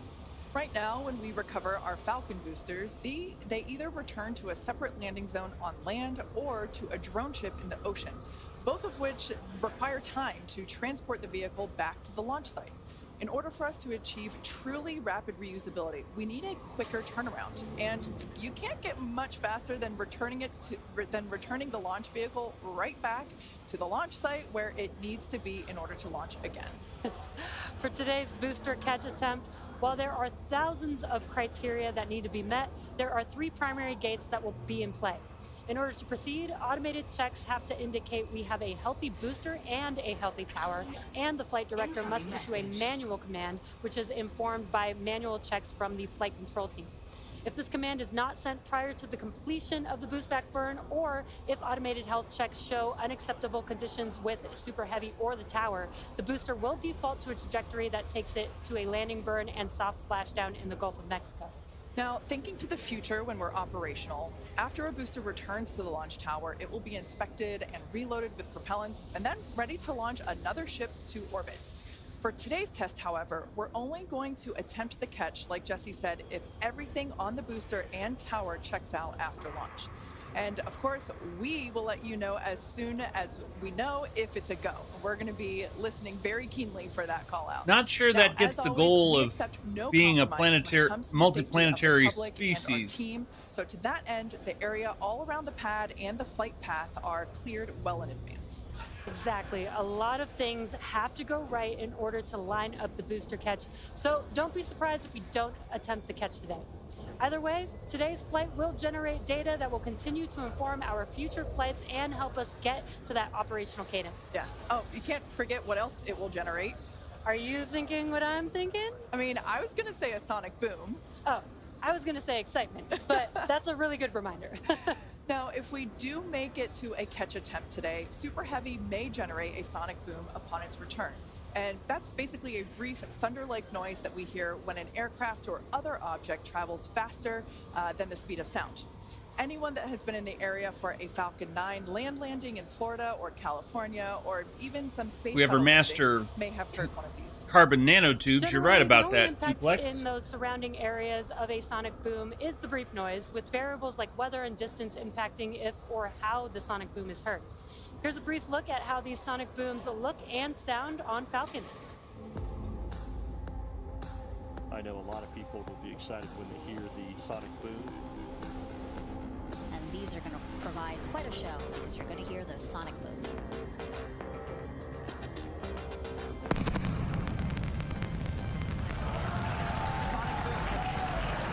Booster landing leg deployed.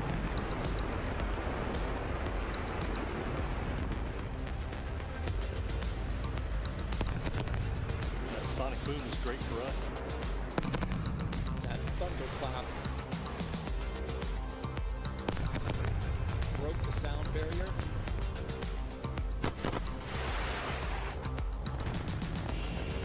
Side booster separation confirmed.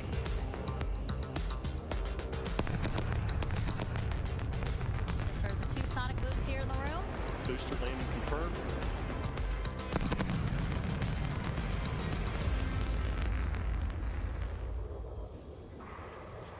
As our test flights continue, we plan to demonstrate ship-to-ship propellant transfer, which will be important in preparation for Starship taking astronauts to the moon as part of NASA's Artemis program. SpaceX will perform one uncrewed demonstration flight before NASA's Artemis 3 mission, which will be the first human surface expedition since 1972. Also, in preparation for missions to the moon and Mars, we're gaining tons of knowledge from our human spaceflight missions, including free flyer flights like our recent commercial astronaut mission Polaris Dawn. Polaris Dawn was the first of up to 3 missions in the Polaris program, which is demonstrating new technologies, conducting extensive research, and will culminate in a flight of Starship with humans on board. After nearly 5 days in orbit, Dragon and the 4-person Polaris Dawn crew safely splashed down on September 15th off the coast of Florida, Not quite, completing Duplex. the first human spaceflight mission of the Polaris program. The Polaris Dawn crew performed some incredible firsts during their mission.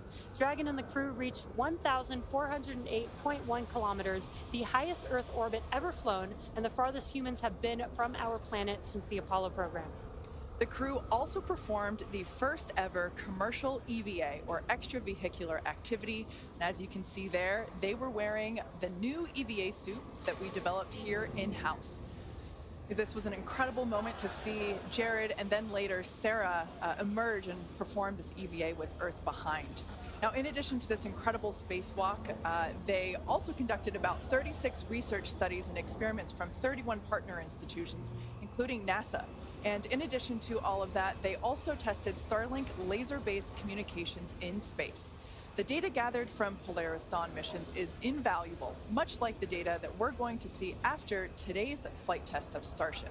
So we're coming down to T-minus about 7 Yeah, I guess minutes. that might be a Let's point. check in with Dan. But not on the Thanks, Falcons. Kate. So yeah, we're right at about 7 minutes away from launch. The main thing we are still working is that range clear. Again, we have to make sure boats, airspace, everything is cleared out of the way for our ascent corridor, basically the Gulf of Mexico, where we're launching through before we can actually launch. And so we're working on clearing out just a few more boats. We do have a window, remember. So if we end up holding at like a T-minus 40 seconds, we can hold for several minutes, allow those boats to get out of the way, and then we can launch.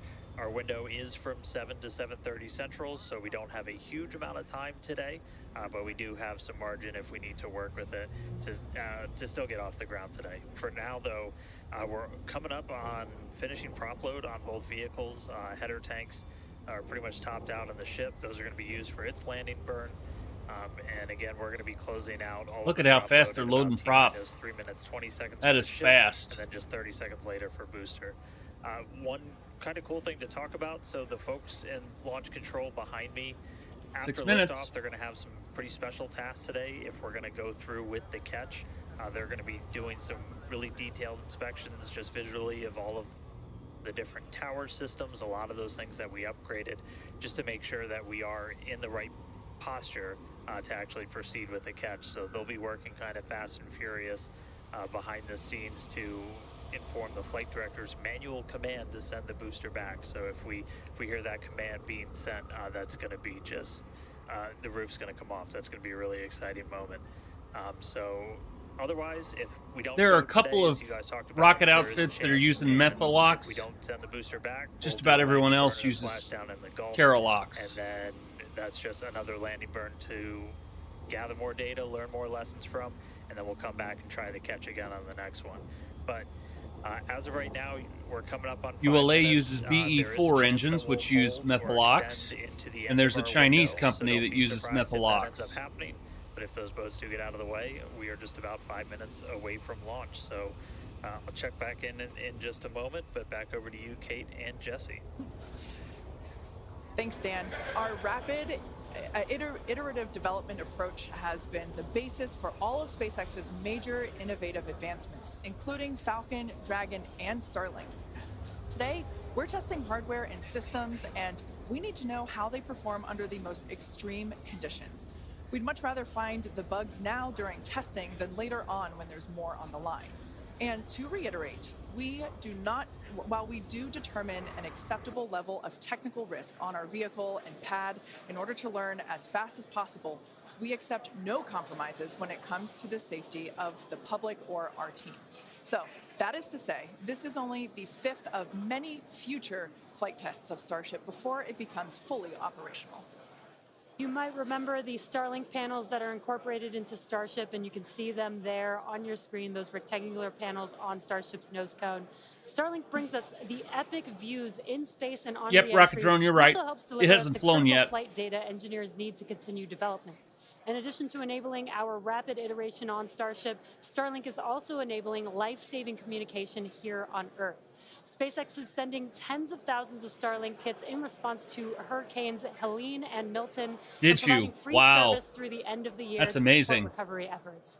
The Starlink team also worked with T-Mobile to activate our direct-to-cell satellites for to you. provide basic texting on T-Mobile and emergency alerts for all phones and carriers of those in affected areas.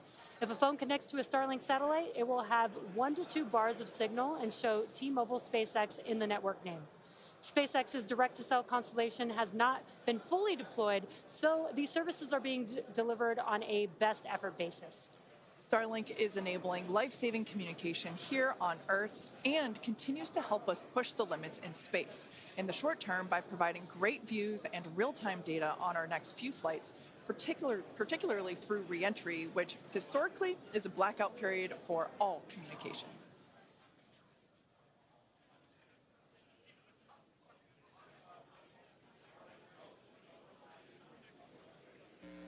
Two minutes, All folks. Right, so we're Get ready. coming up on 2 minutes, 30 seconds away from launch. We were hearing like there was a pretty good chance we were going to hold at T-minus 40 seconds, but surprise, now it sounds like we might not be. So we are just a little over 2 minutes away, so a couple more things going to be happening.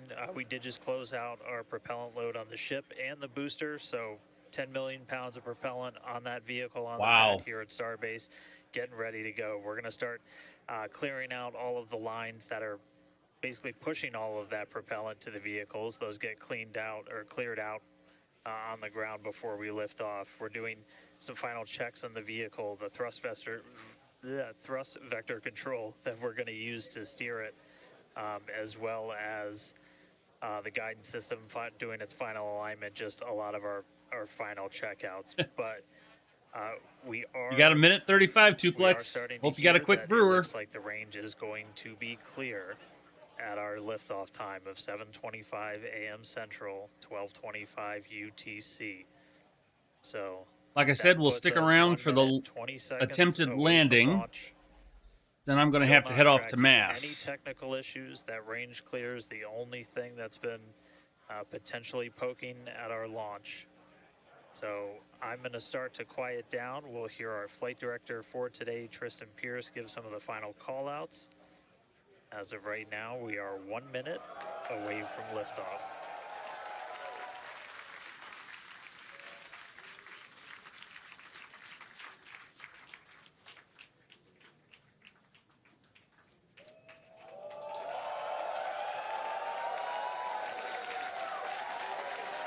They're going.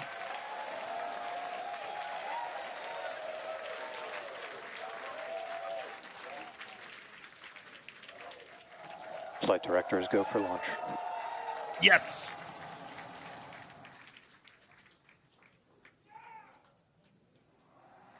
Best words you could possibly hear 20 seconds away from liftoff.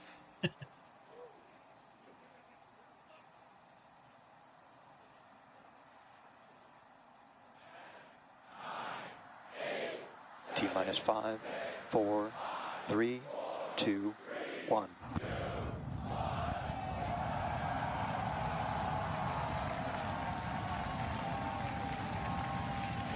We have liftoff. Vehicles pitching downrange.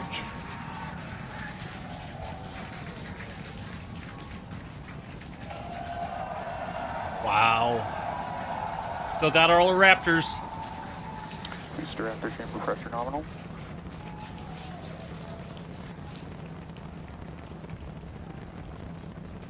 Seconds into the flight, the rumble's just starting to reach us here at launch control.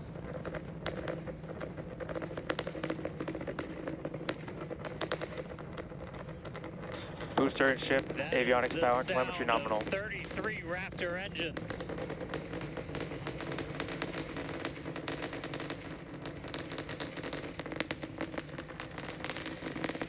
8 kilometers Back already. to you. Wow. Now pass through the maximum aerodynamic pressure, the most stress the vehicle's going to see on the way uphill.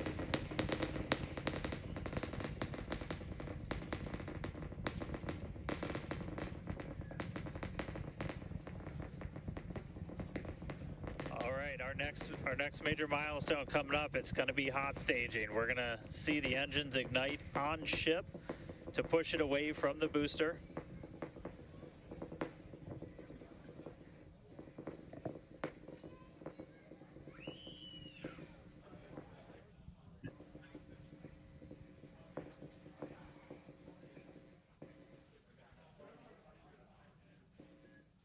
All right, so hot staging is going to be the next thing coming up. First, we're going to see the booster's engines start to shut down, all but 3. We're going to do what's called most engines cut off instead of main engine cut off, because 3 are going to keep going, and then we're going to see the engines on ship ignite.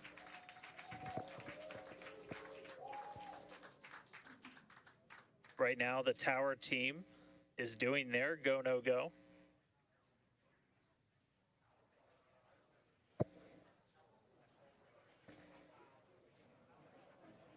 And we might hear some really good words soon, too. All right. Can still see it up behind me. That is one of the most gorgeous things I've ever seen in my entire life. Coming up on hot staging next. Ship engine There's startup. most engines cut off. Stage separation. Booster Stage separation. Startup. Hot stage separation confirmed. Now let's see if it does its boost back. Ship under its own power. I'm seeing 6 out of 6 Raptors lit. Hopefully I got a booster on the way back to me. I'm going to send it to you guys in Hawthorne. Oh man, that was absolutely incredible. I loved how the crowd Chamber pressure is nominal. The crowd here in Hawthorne all went ooh at that first view of the blue flames from the booster. As you can see there, first stage currently performing, or excuse me, is now making its way back to the launch site. Again, we are Ship avionics power and telemetry nominal. the booster and the tower are both performing automated checks to make sure we are go for the booster to return to the launch pad for that catch. And once those are complete, the flight director... Booster, boost back burn, shutdown. Flight directors go for booster return. And we did hear that the tower is go for catch. So that was one of the big criteria Folks, we were looking I have never for. seen anything like this before.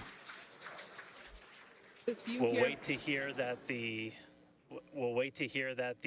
go for catch has been sent. beautiful view here from the ship. And so exciting to hear that we got a go for booster catch. That means it's going to be a really exciting morning. Again, the booster is making its way back towards now land. And that pinion you in see order to there make on the that right catch attempt screen in the tower. is the catch pin. So incredible to see these views. You can see the ship on the right-hand side of your screen. All 6 Raptor engines are under full power. Once again, the booster is making its way back to the launch site. We are going to try and catch it using the chopsticks on the launch tower, the exact same tower that it just launched from. Just, wow, 5 minutes Look at ago. the hot stage ring right below it. Yeah, and the booster. Starship on nominal And guys, trajectory. I can confirm the command was sent for the booster to come back. That is So I'm incredible looking news. up right now. It's pretty much right overhead of us, and we can see it starting to come down. Holy Moses. Please let I it can't land. wait for us to hear the sonic boom through Dan's mic. Right. That is going to be incredible. It was so cool to hear the liftoff. And so once again, a successful on-time liftoff of Starship Flight 5. The ship has separated from the booster. The booster is there on your screen. It is making its way back to the launch site. We are going to attempt the catch using the chopsticks. We did hear the confirmation that the command was sent to the tower. We are go for catch. And in order to... And guys, we should just be about 30 seconds away from our landing burn.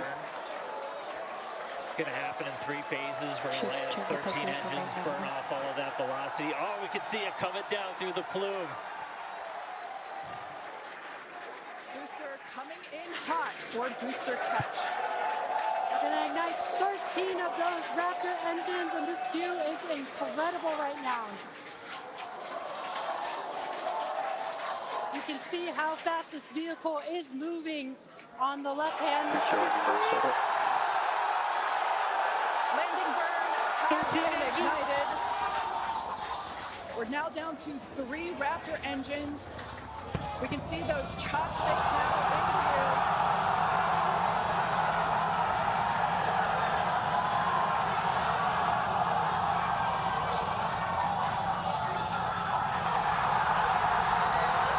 Booster landing burn shutdown.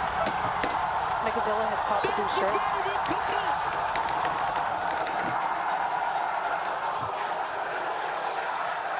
This is absolutely insane. On the first ever attempt, we have successfully caught the Super Heavy booster back at the launch tower. What an incredible view! Are you kidding me?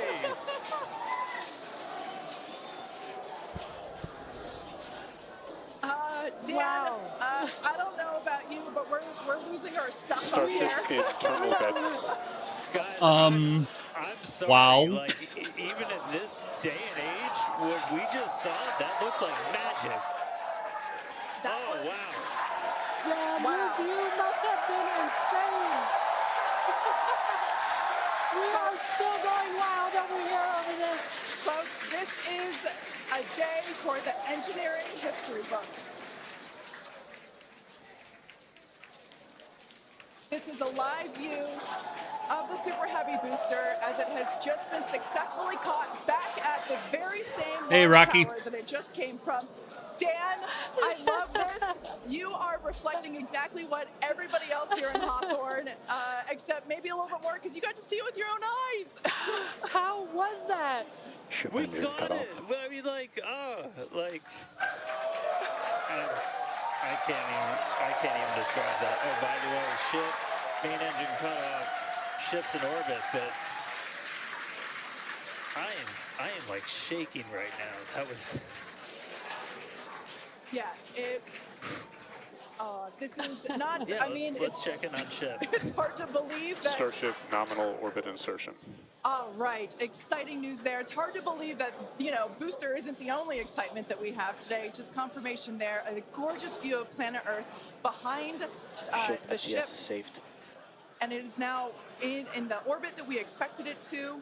This is just an incredible day. Live views there as the booster vents some pressures there. That is a live view from the top of the tower looking at the chopsticks. I am still in disbelief. I'm trying Okay, to catch folks, my tears. if you want to just like continue the watching that. chopsticks caught the booster. It has been nonstop since liftoff. You continue watching it there. I'm going to hand you off I'm so excited about everything that's been happening so far this to morning. Commander Orange With Phoenix. the booster having completed its job for today, we are going to take a short break for the next 30 minutes. We'll return back at T plus 40 minutes while the ship continues to coast before re-entry. Oh man, and as with previous flights, Starlink may actually enable us to talk with the ship through re-entry with no communication blackout. We of course are still testing Starlink during this phase of flight, so nothing is certain, but if we do have views, we'll be sure to bring those to you live. Views or no views, we'll see you back here at T plus 40 minutes for coverage of Starship's re-entry, flip maneuver, landing. Okay, get that raid going.